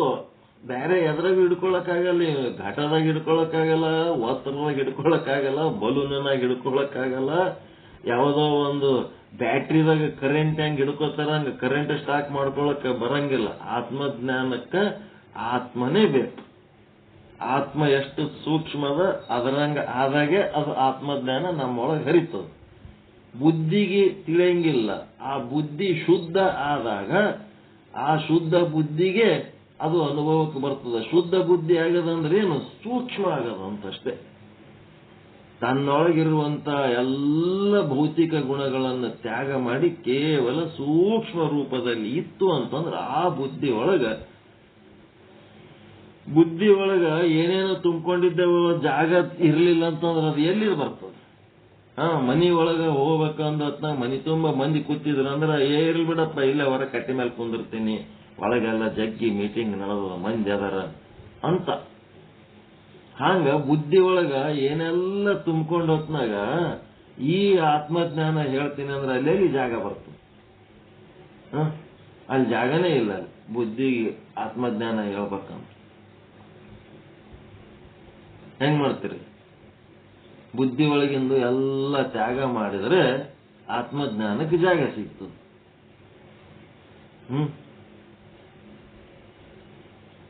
ಬುದ್ಧಿಯೊಳಗ ಎಲ್ಲ ತ್ಯಾಗ ಮಾಡಿದ್ರೆ ಆತ್ಮಜ್ಞಾನಕ್ಕೆ ಜಾಗ ಸಿಗ್ತದೆ. ಅದಕ್ಕೊಬ್ಬ ಶರಣ. ಯಾವ ಶರಣ? ಗಟ್ಟಿವಾಳಯ್ಯ ಶರಣ ಅಂತಿರ್ತಾನ. ಗಟ್ಟಿವಾಳಯ್ಯ ಶರಣ. ಗಟ್ಟಿವಾಳ ಗಟ್ಟಿಯಾಗಿ ಬಾರಿಸ್ತಾನಂತದ. ಯಾವ್ದೋ ಒಂದು ಅವನು ಬಾರಿಸೋದು ಇವು ಮಾಡೋ ಪ್ರಾರ್ಥನೆ ಪೂಜೆ ಮಾಡೋ ಟೈಮ್ನಾಗ ಗಟ್ಟಿವಾಳ ಬಾರಿಸೋದು ಏನೋ ಒಂದು ವಾದ್ಯ ಇರ್ತದ. ಗಟ್ಟಿವಾಳಯ್ಯ ಶರಣ. ಆ ಶರಣ ಒಬ್ಬಕ್ಕಿಗೆ ಮದಿ ಮಾಡ್ಕೊತಾನ. ಆ ಶರಣ ಒಬ್ಬಕ್ಕಿಗೆ ಮದಿ ಮಾಡ್ಕೊತಾನ. ಮದಿ ಮಾಡ್ಕೊಂಡ್ರ ಅಕ್ಕಿ ಅಂತಕ್ಕಿರ್ತಾಳ. ಮದಿಕಿತ ಮೊದಲೇ ವ್ಯಭಿಚಾರಿ ಇರ್ತಾಳ. ಮತ್ತು ವ್ಯಭಿಚಾರಿ ಇದ್ದಕ್ಕಿಗೆ ಮದಿ ಮಾಡ್ಕೊಂಡ್ಮೇಲೆ ಮದುವೆ ನಂತರನು ಅದೇ ಮಾಡ್ತಾವ. ಇವ ಮನ್ಯಾಗಿರ್ತಾನ, ಮನ್ಯಾಗಿರಂಗಿಲ್ಲ. ಆಕಿದೇನೋ ಹ್ಯಾಬಿಟ್ಸ್ ಇರ್ತಾವ. ಯಾರೋ ಬರ್ತಿರ್ತಾರ, ಓದ್ತಿರ್ತಾರ. ಅವ ಮನ್ಯಾಗ ಇರ್ಲಾರ್ದಾಗ ಯಾರೋ ಬರ್ತಿರ್ತಾರ, ಓದ್ತಿರ್ತಾರ. ಮತ್ತ ಅವ ಮನೆಗೆ ಇದ್ದಾಗ ಯಾರೇ ಬಂದ್ರು ಅಂತಂದ್ರ ಅವ ಏನ್ ಮಾಡ್ತಾನ? ಯಾವ್ದ ಎಮ್ಮಿನೋ ಆಕಳ ಕರನೋ ಬಾಗಿಲಿಗೆ ಬಡಿಲಕತ್ತದ ನೋಡು, ಚಿಲ್ಕತ್ತರದ ನೋಡು ಅಂತ ಹೇಳಿಕೆ ನಾ ಹಿತ್ತಲ ಬಾಗಿಲಿ ಹೊರಗೋಗ್ಬಿಡ್ತಾನ. ಇವ ಗಟ್ಟಿವಾಳೆ ಶರಣ ಮಾಡಕ್ ಕೆಲ್ಸ ಇದು. ಹೊರಗೋಗ್ಬಿಡ್ತಾನ. ಅವ ಹೊರಗೋದ್ಮೇಲೆ ಏನಾಯ್ತು? ಹಾಕಿದ್ ಹಿಂಗೆ ಹುಚ್ಚುಚ್ಚು ವ್ಯವಹಾರ ನಡೆದಿರ್ತದ. ಅದು ಏನಾಗ್ಬಿಡ್ತು, ಇವನ್ ಹೆಂಡತಿ ಹಿಂಗ್ ಹುಚ್ಚುಚ್ಚು ಮಾಡ್ಲಕತ್ತಾಳ ಅಂತೇಳಿ ಸುತ್ತ 4 ಮಂದಿ ಮಾತಾಡ್ಲಕತ್ರು. ಅದು ಗಟ್ಟಿವಾಳೆಯ ಶರಣಗ ಯಾರೋ ಸೂಕ್ಷ್ಮದಾಗ ಕಿವಿಗೆ ಹಾಕಿದ್ರು ಸಹಿತ ಅವ ಹಂಗೇನಿಲ್ಲ ಅಂತದ, ಏನ್ ಸಮಸ್ಯೆ ಇಲ್ಲ ಅಂತ ಹೇಳಕ್ಕೆ ಅವ ಮತ್ತ ಅದನ್ನ ಆಟೆ ಸ್ಟಾಪ್ ಮಾಡಿ ಮತ್ತೆ ತಾನು ಹೆಂಗಿರ್ಬೇಕು ಹಂಗೆ ಇದ್ದ. ಮುಂದೆ ಇದು ಎಲ್ಲಿಗೆ ಹೋಯ್ತಪ್ಪ ಅಂತಂದ್ರೆ ಅನುಭವ ಮಂಟಪದಾಗ ಬಸವಣ್ಣವ್ರ ಬಳಿ ಹೋಗ್ಬಿಡ್ತು. ಗಟ್ಟಿವಾಳೆಯ ಶರಣರ ಹೆಂಡತಿ ಹಿಂಗ್ ಮಾಡ್ಲಕತ್ತಾಳ, ಏನ್ ಮಾಡೋದು? ಯಾರ್ಯಾರೋ ಬರ್ತಾರ ಅವ್ರ ಮನೆಗೆ. ಆಯ್ತು, ಗಟ್ಟಿವಾಳೆಗೆ ಹೇಳ್ಬಿಡಮ್ ನಡಿ ಅಂತೇಳಿ ಗಟ್ಟಿವಾಳೆಗೆ ಹೇಳ್ತಾರ ಬಸವಣ್ಣವ್ರು ಕರ್ಕೊಂಡು ಕುಂತು, ನೋಡಪ್ಪ ನಿನ್ ಮನ್ಯಾಗ ಹಿಂಗ್ ಸಮಸ್ಯೆ ಅದಂತ, ಇದು ಸಮಾಜದಾಗ ಒಳ್ಳೆಯದಲ್ಲ. ಆದರ್ಶ ವ್ಯಕ್ತಿಗಳು ನಿಮ್ಮನ್ನು ನೋಡಿ 4 ಮಂದಿ ಕಲಿಬೇಕು. ಹಿಂಗಾದ್ರೆ ಹೆಂಗ? ಮತ್ ಏನ್ ಮಾಡ್ಲಿ ಅಂತಂದ್ರ ಒಂದು ನೆಟ್ಟಗಿರ್ಬೇಕು, ಇಲ್ಲ ಅಂತಂದ್ರ ತವ್ರ ಮನೆಗೆ ಒಯ್ದು ಬಿಟ್ಟು ಬರ್ಬೇಕು. ಕಂಪನಿ ಯಾವ ಕಂಪನಿಲಿ ಅಂತ ಬಂದದ ಅದೇ ಕಂಪನಿಗೆ ವಾಪಸ್ ಕಳಿಸ್ಬಿಡ್ಬೇಕು. ಆಯ್ತು, ಮತ್ತ ಅಕ್ಕಿ ನೆಟ್ಟಿಗಿರೋದು ನಾ ಎಲ್ಲಿ ತಲೆ ಕೆಲ್ಸೊಳಕ್ ಹೋಗ್ಲಿ, ನಾನೇನ್ ಮಾಡ್ತೀನಿ, ತವ್ರ ಮನೆಗೆ ಬಿಟ್ಟು ಬರ್ತೀನಿ, ನಾಡಿ ಹೋಗ. ಅಕ್ಕಿಗೆ ಗೊತ್ತಾಗ್ಬಿಡ್ತು ಇದೆಲ್ಲ ದೊಡ್ಡ ಪ್ರಮಾಣದಾಗ ಚರ್ಚೆ ನಡೆದದ. ಇವತ್ತು ಅವ್ರ ಮನೆಗೆ ಬಿಟ್ಟು ಬಂದ್ಮೇಲೆ ಮತ್ತೆ ನನಗೇನ್ ಕರ್ಕೊಂಡ್ ಬರಂಗಿಲ್ಲ ಅಂತೇಳಿ ಆಕಿ ತನ್ನ ವಿಟ ಪುರುಷರಿಗೆ ಹೇಳ್ಬಿಟ್ಲು, ನಮ್ಮನ್ನು ಫಾಲೋ ಮಾಡ್ರಿ, ದಾರ್ಯಾಗ ಎಲ್ಲಾರೇ ಚಾನ್ಸ್ ಸಿಕ್ತು ಅಂತಂದ್ರೆ ಇವನ್ ಮರ್ಡರ್ ಮಾಡ್ಬಿಡಮ್ಮ. ಗಟ್ಟಿವಾಳೆಯ ಶರಣ ನಡುಬರಕ್ಕ ನಿರ್ಜನ ಪ್ರದೇಶದಾಗ ನೀರ್ ಬಿಡ್ತಾಳ ಆಕಿ. ನೀರ್ ತರ್ಲಕ್ಕ ಅವ ಎಲ್ಲೋ ಒಂದು ಬಾವಿಯಾಗ ಹೋಗಿ ನೀರ್ ತರ್ಲಕ್ಕ ಕೊಡ ತಗೊಂಡು ಬಗ್ಗಿರ್ತಾನ. ಅವನ್ ತಲೆ ಮೇಲೆ ಇವ ವಿಟ ಪುರುಷ ಫಾಲೋ ಮಾಡ ಹೋಗಿ ಕಲ್ಲು ಹಾಕ್ಬಿಡ್ತಾನ ಡಾಬ್ ಅಂತ ಹೇಳಿ. ಅವ ನೀರಾಗ ಮುಣಿಗೋಗ್ಬಿಡ್ತಾನ ಗಟ್ಟಿಬಾಳೆ ಶರಣ. ಬಂಡಿ ಯಾರು ಹೊಡಿಬೇಕು? ಮೊದಲಿನ ಕಾಲದಾಗ ಬಂಡಿ ಗಂಡ ಬಂಡಿ ಹೊಡೆಯೋದು ಬಿಟ್ಟು ಆಕಿಂದ ಬಾಯ್ ಫ್ರೆಂಡ್, ಈಗಿನ ಕಾಲದಾಗ ಬಾಯ್ ಫ್ರೆಂಡ್ ಅಂತ ಅದಕ್ಕೆ ಇಂಗ್ಲಿಷ್ನಾಗ ಅಂತಾರ. ಬಾಯ್ ಫ್ರೆಂಡ್ ಗರ್ಲ್ ಫ್ರೆಂಡ್ ಅಂತಂದ್ರೆ ಇವು ಒಂಥರ ವೇಶ್ಯಾವಾಟಿಕೆನೇ. ಇವು ಹಗಲು ವೇಶ್ಯಾವಾಟಿಕೆಗಳು ಇವೆಲ್ಲ. ಮದುವೆ ಆದ್ಮೇಲೂ ಬಾಯ್ ಫ್ರೆಂಡ್ ಗರ್ಲ್ ಫ್ರೆಂಡ್ ಅಂತ ಹೇಳಕ್ಕೆ ನಡೆಸ್ಯಾರ ಅಂತಂದ್ರೆ ಮತ್ತೆ ಇದು ವೇಶ್ಯಾವಾಟಿಕೆ ಅಲ್ಲದೆ ಮತ್ತಿನ್ನೇನ್ರಿ? ಹಗಲು ವೇಶ್ಯಾವಾಟಿಕೆ. ಇದು ಎಲ್ಲಿಗೆ ಗೊತ್ತು? ಅವ ಬಾಯ್ ಫ್ರೆಂಡ್ ಅವ ಬಂಡಿ ಹೊಡ್ಕೊಂಡು ಊರಿಗೆ ಹೋದ. ಯಾಕೆ ಶರಣರು ಬರ್ಲಿಲ್ಲ, ನೀನೇ ಬಂದ್ರಿ, ಯಾಕೆ ನೀ? ಇಲ್ಲ ಅವನಿಗೇನೋ ಕೆಲ್ಸ ಇತ್ತು, ಅವ ಬರ್ಲಿಲ್ಲ, ನಾವೇ ಬಂದೆವು. ಆಯ್ತು ಹೇಳ. ಅವನು ಬಂದ ಒಂದ್ 4 ದಿನ ಇರೋದ್ರಾಗೆ ಈಕೀಗ ಅವ್ರ ಮನೆಯಾಗೂ ಒಂದಿಷ್ಟು ಮಂದಿ, ಆ ಊರನವ್ರು ಒಂದಿಷ್ಟು ಹುಡುಗರು ಇರ್ತಾರೆ, ಅವ್ರದ್ದು ಇವ್ರದ್ದು ಕಿರಿಕಿರಿ ಚಾಲು ಆಗ್ಬಿಡ್ತದೆ. ನನ್ನ ಸಂಗಟ ಅದ್ರೊಳತ್ತ ಅವರು, ಮೊದಲಿನಿಂತ ನನ್ನ ಸಂಗಟ ಅದ್ರೊಳತ್ತ ಅವರು, ಆ ಹೆಣ್ಮಕ್ಳ ಸಲುವಾಗಿ ಏನೋ ಜಗಳ ಚಾಲು. ಅಟತ್ಗೆ ಒಂದು 3 ದಿವಸ 4 ದಿವಸ ಆದ್ಮೇಲೆ ಗಟ್ಟಿವಾಳೆ ಶರಣರು ಅವ್ರ ಮನೆಗೆ ಬಂದು ಬಿಡ್ತಾರೆ. ಮನೆಗೆ ಬಂದು ಕೂಡಲೇ ತಲೆ ಗಿಲಿ ಎಲ್ಲ ಒಡೆದು ಹೋಗ್ಬಿಟ್ಟಿರ್ತದ, ರಕ್ತ ಗಾಯ, ಬಟ್ಟೆ ಎಲ್ಲ ಹೊಲಸಾಗಿರ್ತವ. ಬಂದಾಗ ಅತ್ತಿ ಮಾವ ನೋಡ್ತಾರ, ಏನ್ ಶರಣರೇ ಪೂಜ್ಯರೇ, ಅವ್ರು ಕುಂದಿರ್ಸಿ ಸ್ನಾನ ಮಾಡಿಸಿ ಪಾದ ಪೂಜೆ ಮಾಡಿ ಶರಣರಿಗೆ ತೊಳೆದು ಎಲ್ಲ ಅಡಿಗೆ ಮಾಡಿ ಉಣಿಸಿ ಎಲ್ಲ ಚಂದ ಆದ್ಮೇಲೆ, ಏನ್ ಶರಣರೇ ನಿಮ್ ಪರಿಸ್ಥಿತಿ ಹಿಂಗ, ನಿಮ್ದೇನೋ ಕೆಲಸ ಅದ ಅಂತೇಳಿ ಇವರೇ ಯಾರೋ ಹುಡುಗರಿಗೆ ಕರ್ಕೊಂಡು ಬಂದಾರ, ನೀವು ಬರಬಾರ್ದ, ಯಾರ ಕೈಲಿ ಕಳಿಸ್ಕೊಡ್ಬೇಕ ಹೆಣ್ಮಕ್ಳ ಈ ರೀತಿ ಹಂಗ ಹಿಂಗ ಅಂತ. ನಾನು ಕಳ್ಸೋದು ಕರ್ಕೊಂಡು ಹೋಗ್ಲಕ್ ಬಂದಿಲ್ಲ, ಪರ್ಮನೆಂಟ್ ಆಗಿ ಇಲ್ಲಿ ಬಿಟ್ಟು ಹೋಗ್ಬೇಕತ್ತೆ ಬಂದೆ. ಇದು ಮಧ್ಯದಲ್ಲಿ ಹಿಂಗ್ ಘಟನೆ ಆಯ್ತು. ನಮ್ಮ ಕಲ್ಯಾಣದಾಗ ಇಷ್ಟೊಂದು ಅಪಪ್ರಚಾರ ಆಯ್ತು ಈಕಿ ಕಾಲಾಗ, ಹಿಂಗಾಗಿ ನಾನು ಹಿಂಗೆಲ್ಲ ಆಗ್ಯಾವ. ಅವಾಗ ಅವ್ರ ತಂದೆ ತಾಯಿ ಏನ್ ಕೇಳ್ತಾರ, ಅವನ ಹೆಂಡತಿ ತಂದೆ ತಾಯಿ ಅತ್ತಿ ಮಾವ, ಇಷ್ಟೆಲ್ಲ ನೀನ್ ಹೆಂಡತಿ ಮಾಡಿದ್ರೆ ಆಕಿ ಮ್ಯಾಲ ಒಂದು ಚೂರು ಸಿಟ್ಟಿಲ್ಲ, ಒಂದು ಚೂರು ದ್ವೇಷ ಇಲ್ಲ, ಅದೆಂತ ಸ್ವಭಾವ ಶರಣರೇ ನಿಮ್ದು ಅಂತ ಕೇಳ್ತಾರ. ಆಕಿನ ಮೇಲೆ ಸಿಟ್ಟಿಲ್ಲ, ದ್ವೇಷ ಇಲ್ಲ, ಎಂತ ಸ್ವಭಾವ ಇದು ನಿಮಗೆ, ಹಿಂಗ್ಯಾಕದಿರಿ ನೀವು? ಅವ್ರ ಶರಣರು ಏನ್ ಹೇಳ್ತಾರ, ನನ್ನ ಹೃದಯದೊಳಗ ನನಗ ಒಂದು ಹೆಂಡತಿ ಅಂತ ಒಂದು ಸ್ಥಾನ ಮಾನ ಪ್ರೀತಿ ಏನ ಆದಲ್ಲ, ಅದೇ ತುಂಬಿದ ನನ್ನ ಒಳಗೆ. ನನ್ನ ಹೃದಯದ ತುಂಬ ಅದೇ ತುಂಬಿದ ಸ್ಥಾನ ಮಾನ ಪ್ರೀತಿ ಗೌರವ, ದಾಂಪತ್ಯದ ಬಗ್ಗೆ ಏನದ, ಫ್ಯಾಮಿಲಿ ಹೋಲ್ಡರ್ ಏನಿರ್ಬೇಕು, ಹ್ಯಾಂಗ ಇರಬೇಕು, ಅದ್ರ ಪ್ರಕಾರ ನನ್ನ ಜೀವನ ನಾನು ನಡೆಸ್ಲಿಕ್ಕೆ.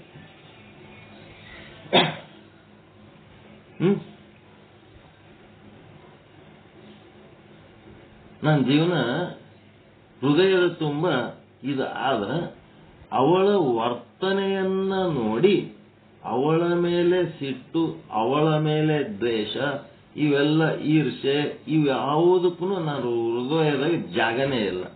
ಆಕೆ ಬಗ್ಗೆ ಪ್ರೀತಿ ಗೌರವ ಇದೇ ನನ್ನೊಳಗೆ ತುಂಬಿಕೊಂಡೀನಿ ಅಂತ. ಅಂದ್ರ ಬುದ್ಧಿ ಇದು ಸೂಕ್ಷ್ಮ, ಅತಿ ಸೂಕ್ಷ್ಮ, ಮಹತೋ ಮಹತ್, ಹೌದಾ ಅಲ್ಲ? ಇದು ಈ ರೀತಿಯಾದಂತ ಬುದ್ಧಿ ಒಳಗೆ ಆತ್ಮಜ್ಞಾನ ಸಿಗ್ತದೆ, ಆತ್ಮಜ್ಞಾನ ಪ್ರವೇಶ ಆಗ್ತದೆ. ಆತ್ಮಜ್ಞಾನ ಪ್ರವೇಶ ಆಗ್ಬೇಕಾದ್ರೆ ಬುದ್ಧಿ ಒಳಗೆ ಬೇರೆ ಯಾವ ಅದರ ಕಾಮ ಕ್ರೋಧ ಲೋಭ ಮೋಹ ಮದ ಮತ್ಸರ ಇವೇನ್ ಸಂಶಯ ಇವು ಯಾವ ಇರಬಾರ್ದು. ಅದ್ರಾಗ ಸ್ವಚ್ಛ ಇರ್ಬೇಕು. ಏನು ಜವಾಬ್ದಾರಿ ಹಿಡಿದೀವಿ ಅದನ್ನ ನೀಟಾಗಿ ನಿಭಾಯಿಸುವಂತ ಪರಮಾತ್ಮನನ್ನ ಹೃದಯದೊಳಗೆ ತುಂಬಿಕೊಂಡು ಆತ್ಮಜ್ಞಾನ ಸತ್ ಚಿತ್ ಆನಂದ ನಿತ್ಯ ಪರಿಪೂರ್ಣ ಸ್ವರೂಪ ಸಾಧನೆ ಒಳಗೆ ಮುಳುಗಿರ್ಬೇಕ ಹೊರತು ಬೇರೆ ಯಾವ ಆಲೋಚನೆಗಳು ತಲೆ ಒಳಗೆ ಇಟ್ಕೊಂಡಿರಬಾರ್ದು. ಎಲ್ಲಿ ಶುದ್ಧ ಬುದ್ಧಿ ಇರ್ತದ ಅಲ್ಲಿ ಬ್ರಹ್ಮಜ್ಞಾನ ಪ್ರವೇಶ ಆಗ್ತದೆ. ಎಲ್ಲಿ ಅಶುದ್ಧ ಬುದ್ಧಿ ಇರ್ತದ ಅದ್ರೊಳಗ ಭ್ರಮಜ್ಞಾನ ತುಂಬಿದ ಬುದ್ಧಿ ಒಳಗ ಬ್ರಹ್ಮಜ್ಞಾನ ಬಾ ಅಂದ್ರೆ ಹೆಂಗ್ ಬರ್ತು?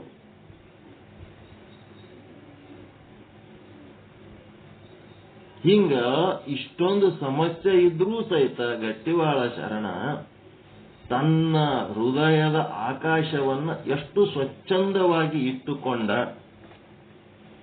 ಅವನಿಗೆ ಸುಮ್ಮನೆ ಶರಣ ಅಂತಂದರೇನು? ಬಹಳಷ್ಟು ಘಟನೆಗಳದಾವ ಅವನ ಜೀವನದೊಳಗೆ, ಬಹಳಷ್ಟು ಘಟನೆಗಳು.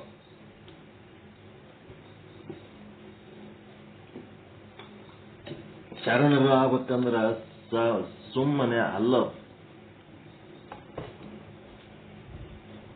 ಬಸವಣ್ಣನ ವಚನ ಅರ್ಧಂಬರ್ಧ ಓದಿ ಪಂಚಪೀಠದ ಜಗದ್ಗುರುಗಳಿಗೆ ಬೈಯದೆ ಶರಣ ಮಾರ್ಗ ಅಂತ ತಿಳ್ಕೊಂಡಾರ ಕೆಲವೊಬ್ಬರು ಅವಿವೇಕಿಗಳು. ಅಲ್ಲಿ ಬಸವಣ್ಣನ ಹೆಸರ ಮೇಲೆ ಸಂಘಟನೆಗಳು ಕಟ್ಕೊಂಡು ಏನೇನೋ ಮಾಡ್ತಿರ್ತಾರ. ಅಲ್ಲಿ ಹೋದ್ರ ಬಸವಣ್ಣನ ವಚನ ಚಾರಣೆ, ಮಂದಿಗೆ ಬೈಯೋದು ಬಾರಣೆ. ಇವರೆಲ್ಲ ಶರಣರಿಗೆ ಎಂದಾಗಬೇಕು ಇವರು? ಆ ಶರಣ ಮಾರ್ಗಕ್ಕ ದೊಡ್ಡ ಶಾಪ ನೋಡ್ರಿ ಇವರೆಲ್ಲ. ಶರಣ ಮಾರ್ಗಕ್ಕೆ ಇವರೆಲ್ಲ ದೊಡ್ಡ ಶಾಪ.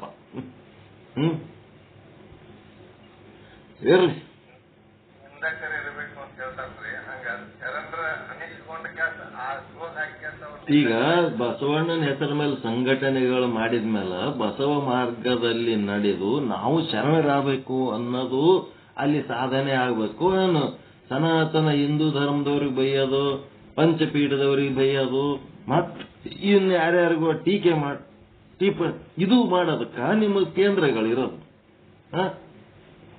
ಇದೇ ನಿಮ್ ಕೆಲ್ಸನ? ಶರಣತ್ವದ ಸಾಧನೆ ಮಾಡ್ಬೇಕಾ? ಏನು ಇವೆಲ್ಲ ಮಾಡ್ಬೇಕ? ಫಾಲ್ತುದಂದ ಬಾಯಿ ತೆಗೆದ್ರು ಸಾಕ ಅವೇ ಚಾಲು. ಇನ್ನೊಬ್ಬರಿಗೆ ಬೈಯೋದೇ ಒಂದ್ ಕೆಲಸ.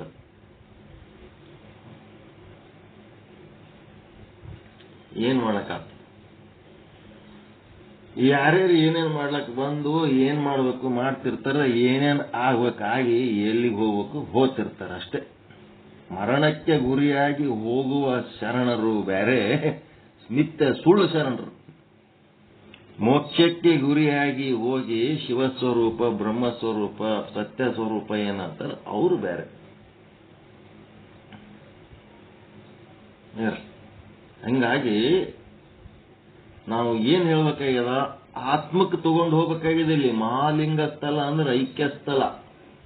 ಆತ್ಮದ ಅನುಭವ ಬಂತ ನಿಮಗ? ಅನುಭವ ಆಗ್ಲಿಲ್ಲ ಅಂದ್ರೂ ಮಾಹಿತಿಯರ ಸಿಕ್ತ?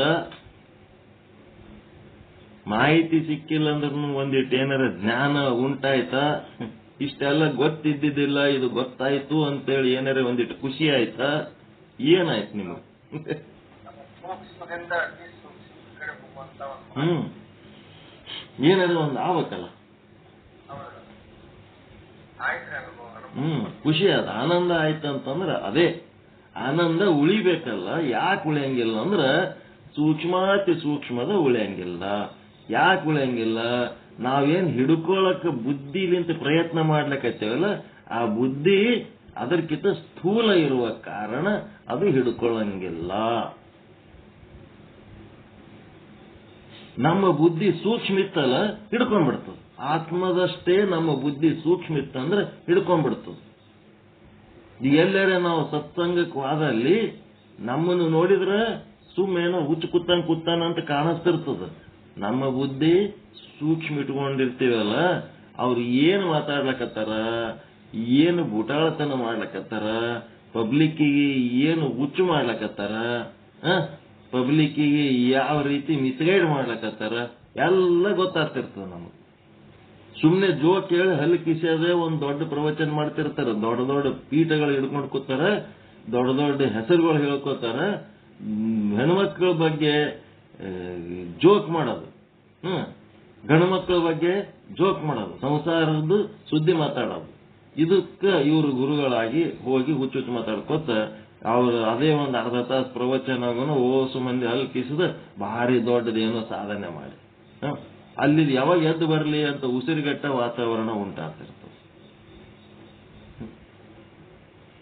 ಹಿಂಗಾಗಿ ಈ ಒಂದು ಮಹಾಲಿಂಗ ಸ್ಥಳದ ವಚನಗಳು ಏನ್ ಇರ್ತಾವಲ್ಲ ಇವು ಬಹಳ ಸೀರಿಯಸ್ ಮ್ಯಾಟರ್ಸ್ ಇರ್ತಾವ. ಇದನ್ನ ಸರಿಯಾಗಿ ಚಿಂತನೆ ಮಾಡ್ಬೇಕು. ಯಾಕೆ ಇದು ಡೀಪ್ ಆಗಿ ತಗೊಳಕತ್ತೀನಿ ಅಂತಂದ್ರೆ ಇದು ಪೂರ್ತಿ ನಿಮ್ಮ ಅನುಭವಕ್ಕೆ ಬರ್ಬೇಕು. ಅಣೋರಣೀಯಾನ್ ಮಹತೋ ಮಹತ್ ಅನ್ನೋಂಥದ್ದು ನಿಮ್ಮ ಅನುಭವಕ್ಕೆ ಬರಸೋದರ ಸಲುವಾಗಿ ಇದು ಇವತ್ತಿನ ಪಾಠ. ನಾಳೆಯಿಂದ ಮತ್ತೆ ನಾಳೆ ನೋಡೋಣ. ಇವತ್ತಿನ ವಚನ ಚಿಂತನದ ಭಾಗ ಸಾರ್ಥಕ ಆಗ್ಯದ, ಯಶಸ್ವಿ ಆಗ್ಯದ ಅಂತ ಅನ್ಕೋತೀನಿ. ಒಂದು 10 ನಿಮಿಷ ಉಪಾಸನೆಯಲ್ಲಿ ಭಾಗವಹಿಸ್ರಿ. ಮತ್ತೆ ಅದು ಯಾರು ಹಾಡವಲ್ರಲ್ಲ ಸತ್ಸಂಗ ಗಂಗೆಯಲ್ಲಿ ರೂಢಿ ಮಾಡ್ಕೊಂಡ್ರೆ ಇಲ್ಲ. ಅದರದ್ದು ದಾಟಿನೂ ಕಳಿಸಿವಿ, ಎಲ್ಲ ಕಳಿಸಿವಿ. ಇನ್ನೂ ಪ್ರಾಕ್ಟೀಸ್ ಆಗಿಲ್ಲ. ಯಾವಾಗ ಹಾಡ್ತೀರಿ? ನನ್ನ ಹತ್ರ 1000 ಹಾಡುಗಳದಾವ. 1ನೇ ಹಾಡನೇ 4-5 ದಿವಸ ಆಯ್ತು. ಚಂದ ಡ್ಯಾನ್ಸ್ ಮಾಡ್ಕೋತ ಹಾಡಿದ್ದ ಹಾಡ ಕಳಿಸಿನಿ, ದಾಟಿ ಕಳಿಸಿನಿ, ಸಾಹಿತ್ಯ ಕೊಟ್ಟಿನಿ. ಎಲ್ಲ ತಗೊಂಡು ಗಪ್ಪು ಕುಂತ್ರ ನೂಲಲ್ಲಿ ಯಾಕ ಚೆನ್ನಿ ಅಂತ ಹೇಳ್ತೇವ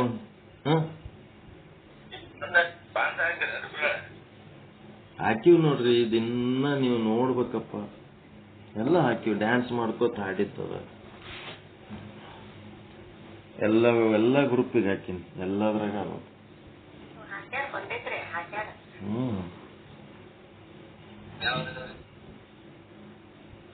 ಸತ್ಸಂಗ ಗಂಗೆಯಲಿ ಬನ್ನೀರಿ ಈಜೋಣ ಅಂತೇಳಿ ಹಾಕಿದ ನೋಡ್ರಿ. ಡ್ಯಾನ್ಸ್ ಮಾಡ್ಕೋತ ಹಾಡಿದ್ದು ಹಾಕಿನಿ. ಏನಾರೆ ನಾವು ಮಾಡ್ತೀವಲ್ಲ ಅದ್ರದ್ದು ರಿಸಲ್ಟೇ ಬರಲ್ಲ. ಆ ಕಡೆ ಹಾಕಿದ ರಿಸಲ್ಟ್ ಆ ಕಡೆ 1 ದಿನ 2 ದಿನ 3 ದಿನದಾಗ ಅದ್ರ ರಿಸಲ್ಟ್ ಕೊಟ್ರೆ ನಮ್ಗೆ ಸಮಾಧಾನ ಆಗ್ತದ. ಮುಂದಿಂದ ಏನಾರ ಮಾಡ್ಲಕ್ ಮನಸ್ಸು ಬರ್ತದ. ಏನದ ಆಯ್ತು. ಮುಂದೆ ಉಪಾಸನೆ ಏನ್ ಮಾಡ್ತೀರಿ ಮಾಡ್ರಿ. ಈಗ ಒಂದು ಗಿಡಕ್ಕ ಹಣ್ಣು ಸಿಗ್ತದಂತ ಕಲ್ಲು ಒಗದಿರ್ತೀವಿ. ಹಾಕಿದ ಕಲ್ಲು ಆ ಕಡೆ ಹೋದ್ರೆ ಏನ್ ಮಾಡ್ಬೇಕ? ಕಲ್ಲು ಒಗದಿದ್ದೆ ನಾನು ಹುಚ್ಚ ನಂಗೆ ಅನಿಸ್ತದ ಅಷ್ಟೇ. ನನಗೆ ಕಲ್ಲು ಒಗಿಲಕ್ ಬರಲ್ಲೋ, ಏನಾಗಲಕತ್ತದ.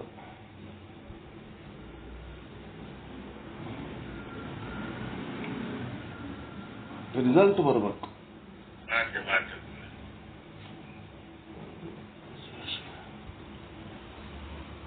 ಓಕೆ,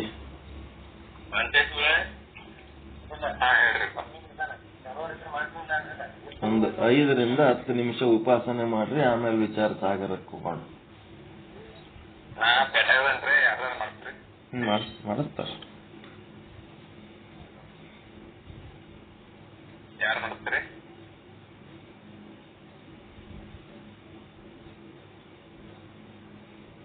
ಪಟ ಮಾಡಿಸ್ರಿ. ಇಲ್ಲ ಅಂದ್ರೆ ವಿಚಾರ ಸಾಗರ ತಗೊಂಡ್ಬಿಡ್ತೀನಿ. ಇಲ್ಲ ಒಂದ್ ಯಾವ್ದಾರ ಇದು ಹಾಡ್ರಿ. ಒಂದ್ ಯಾವ್ದಾರ ತತ್ವಪದ ಹೇಳ್ರಿ. ಏನಾದ್ರು ಮಾಡಿ ಸ್ವಲ್ಪ ಮೂಡ್ ಚೇಂಜ್ ಮಾಡಿ. ಫುಲ್ ನಾನು ನಿಮ್ಮನ್ನ ಎಲ್ಲಿಗೋ ತಗೊಂಡು ಹೋಗ್ಬಿಟ್ಟಿರ್ತೀನಿ. ಆ ಒಂದು ಟಯರ್ಡ್ನೆಸ್, ಅದು ಆನಂದದ ಮೂಡ್ ಚೇಂಜ್ ಆಗ್ಬೇಕು. ಚೇಂಜ್ ಆಗಿ ಮತ್ತೆ ಹೊಸ ವಿಷಯ ತಗೊಳಕ್ ಬರ್ಬೇಕು. Change of work is rest ಅಂತ. ಸ್ವಲ್ಪ ಮೂಡ್ ಚೇಂಜ್ ಮಾಡಿ.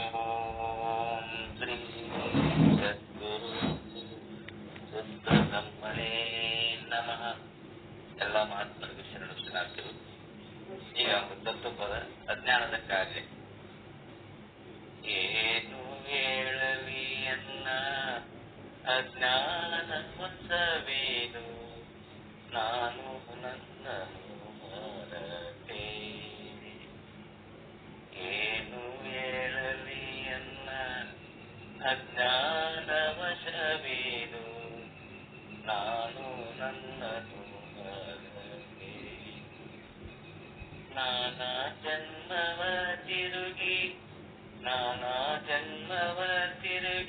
ತಿರುಗಿ ಹೀನವನ ಸಂಸಾರಿಯಾಗಿ. ಏನು ಹೇಳಲಿ ಅನ್ನ ಅಜ್ಞಾನ ವಶವೇನು, ನಾನು ನನ್ನನು ಮರೆತೆ. ಸ್ವಾನ ಸುಕರನಂತೆ ಉನ್ಮನಿ ಕೂನ ಹರಿಯದೆ ಬೆತ್ತ ಕೆಟ್ಟೆ ಸ್ವಾಮ ಸುಕರನಂತೆ ಉನ್ಮನಿ ಕೂನ ಹರಿಯದೆ ಬೆತ್ತ ಕೆಟ್ಟೆ ಏನು ಹೇಳಲಿಯನ್ನ ಅಜ್ಞಾನವಶವೀರು ನಾನು ನನ್ನನು ಮರೆತೆ ಆತ್ಮನೇ ತಾನಿತ್ತು ಹರಿಯ ಜಾತಕ್ಕೆ ಹೋದೆ ಆತ್ಮನೇ ತಾನಿತ್ತು ಹರಿಯ ಜಾತಕ್ಕೆ ಹೋದೆ ಭೂತ ಪಂಚಕದ ದೇಹವ ಮೆಚ್ಚಿ ಯಾತರಿಂದಲೇ ಬಂತು ಎನಗೀತು ಜೀವ ಶಿವೆಯಂಬೋ ಬೇಗವು ಮಾತು ಮಾತಿಗೆ ಶಬ್ದ ಸೂತಕ ಪಾತಕದಲ್ಲಿ ಮುಳುಗಿ ಹೋದೆ ಏನು ಹೇಳಲಿ ಎನ್ನ ಅಜ್ಞಾನವಶವೀನು ನಾನು ನನ್ನನ್ನೇ ಮರೆತು ಭಾನು ಪ್ರಕಾಶವು ಬ್ರಹ್ಮಾಂಡ ತುಂಬಿರುವುದು ಭಾನು ಪ್ರಕಾಶವು ಬ್ರಹ್ಮಾಂಡ ತುಂಬಿರುವುದು ತಾನು ತನ್ನೊಳು ಹೊಳೆಯುತ್ತಿರುವುದು ಏನು ಕಾರಣ ಮಾಯೆ ಕತ್ತಲೆ ತಾನೆ ಮುಸುಕಿ ತೋರುತ್ತಿರುವುದು ನಾನು ನೀನೆಂತೆಂಬ ಮೂಲವು ಏನು ಕಾರಣ ತಿಳಿಯಗೊಡದಿದು ಏನು ಹೇಳಲಿ ಎನ್ನ ಅಜ್ಞಾನವಶವೀರು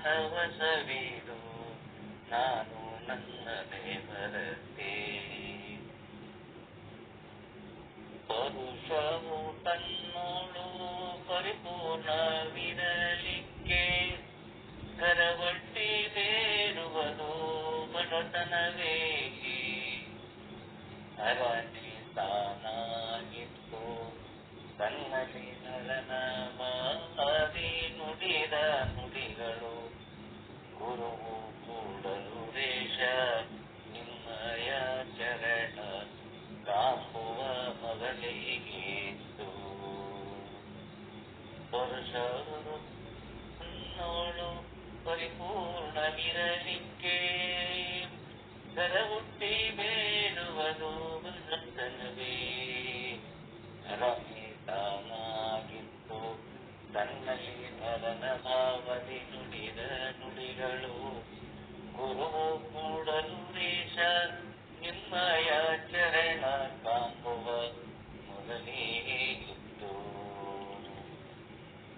ಏನು ಹೇಳಲಿ ಅನ್ನ ಅಜ್ಞಾನವಶವೀನು ನಾನು ನನ್ನನು ಮರೆತೆ ನಾನು ನನ್ನನು ಮರೆತೆ ಎಲ್ಲ ಮಹಾತ್ಮಕ್ಕೆ ಶರಣ ಶರಣ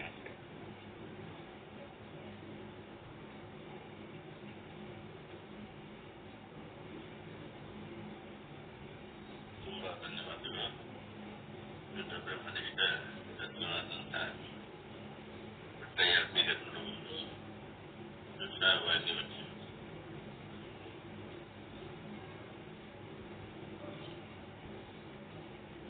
ಜಾನಪದ ಗೀತೆಯನ್ನು ಮಾಡಿದರೆ ತಂಡದಲ್ಲ ಬೆಳಗ್ಗೆ ಈಗ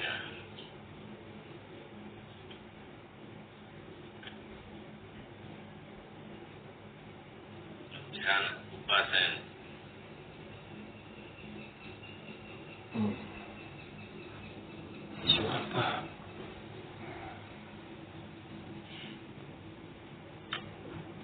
ನಿಮ್ಮ ಏನಾರ ಚಿಂತನೆಗಳು ಮಾಡ್ತಿದ್ರು ಮಾಡ್ರಿ, ಇಲ್ಲ ವಿಚಾರ ಸಾಗರ ಹೇಳಂದ್ರೆ ಹೇಳ್ತೀನಿ. ನಿಮ್ಮ ಏನಾರ ಮಾಡ್ತಿದ್ರು ಮಾಡ್ರಿ, ಒಟ್ಟು ನಾನೇ ಟೈಮ್ ತಗೊಂಡಂಗ ಆಗ್ತದ. ವಿಚಾರ ಸಾಗರ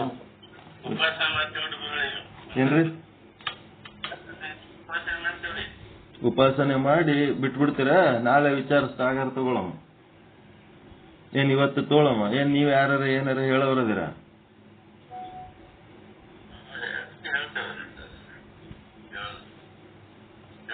ವಿಚಾರ ಸಾಗರ ಹೇಳಂದ್ರ ವಿಚಾರ ಸಾಗರ ಹೇಳ್ತೀನಿ. ಇವತ್ತ ವಚನನೇ ಬಹಳ ದೊಡ್ಡದಾಯ್ತು. ಯಾರು ಲೇಟಾಗಿ ಜಾಯಿನ್ ಆಗಿರಿ ಇವತ್ತಿನ ವಚನ ಬಹಳ ಇಂಪಾರ್ಟೆಂಟ್ ಅದ.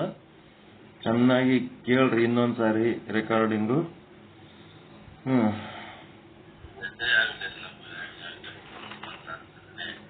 ಎಷ್ಟೈತಿ ಟೈಮ್?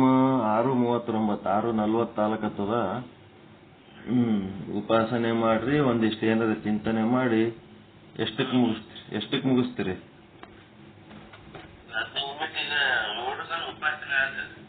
ಆಮೇಲೆ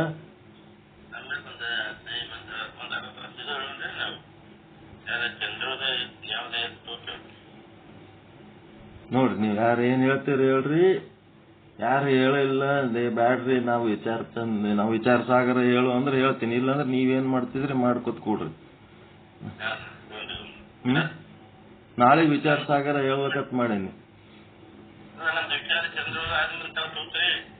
ಯಾರು? ವಿಚಾರ ಚಂದ್ರೋದಯ ಮಾಡ್ರಿ, ನೀವು ಚಿಂತನೆ ಮಾಡ್ರಿ, ಆಮೇಲೆ ವಿಚಾರ ಸಾಗರ. ಎಷ್ಟಕ್ಕೆ ಚಾಲು ಮಾಡ್ಬೇಕು? ನೀವು ಎಷ್ಟೊತ್ತನ ಹೇಳ್ತೀರಿ, ನಾ ಇವಾಗ ಹೇಳ್ಬೇಕು. ಈಗ 6:40 ಆಗ್ಯದ.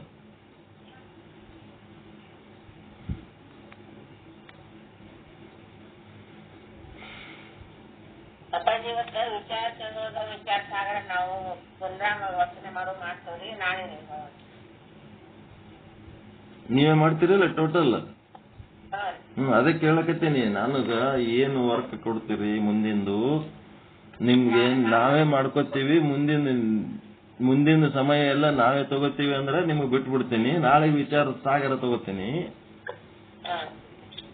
ಇಲ್ಲ ಅಂತಂದ್ರೆ ನೀವು ಏನು ಮಾಡಲ್ಲ ಅಂದ್ರೆ ನಾನು, ಯಾಕಂದ್ರೆ ನಿಮ್ಗೇನು ಟೈಮ್ ಕೊಡ್ತಾ ಇಲ್ಲ. ನಾನು ಬರೀ ನಾನೇ ಯುಟಿಲೈಸ್ ಮಾಡ್ಕೊಳಕತ್ತೀನಿ. ಅದಕ್ಕೆ ನಿಮ್ಗೆ ಒಂದು ಸೆಷನ್ ಬಿಡಮ್ ಅಂತ. ಓಕೆ, ಆಯ್ತು, ಒಳ್ಳೇದಾಯ್ತು. ಪರಮಾನಂದ ಪ್ರಾಪ್ತಿ ಭವ, ಸರ್ವ ದುಃಖ ನಿವೃತ್ತಿ ಭವ, ಇಷ್ಟಾರ್ಥ ಸಿದ್ಧಿರಸ್ತು, ಯಶಸ್ವಿ ಭವ, ಯಶಸ್ವಿ ಭವ.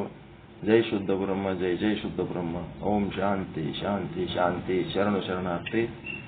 ಈಗೇನು ವಿಚಾರ ಸಾಗರ, ವಿಚಾರ ಚಂದ್ರೋದಯ ಅವ್ರೇನ್ ಮಾಡ್ತಾರ ಅದು ಬಹಳ ಇಂಪಾರ್ಟೆಂಟ್ ಅದ.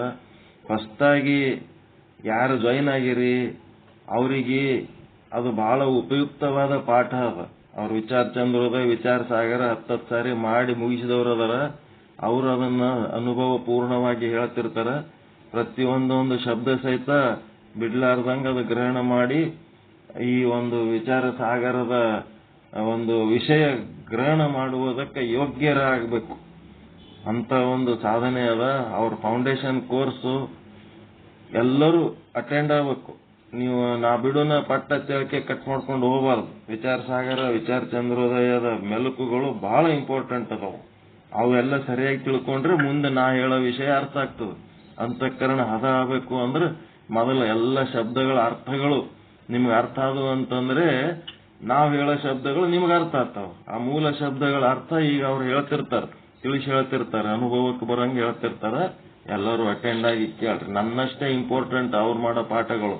ವಿಚಾರ ಸಾಗರ, ವಿಚಾರ ಚಂದ್ರೋದಯ, ಈ ತರ ಯಾವುದೇ ಗ್ರಂಥದ ಅನುಭವಗಳು ನನ್ನಷ್ಟೇ ಅವು ಮಹತ್ವದ ಪಾಠಗಳಂತೇಳಿ ತಿಳ್ಕೋಬೇಕು. ಓಕೆ, ಒಳ್ಳೇದಾಗ್ಲಿ. ನಮಸ್ಕಾರ.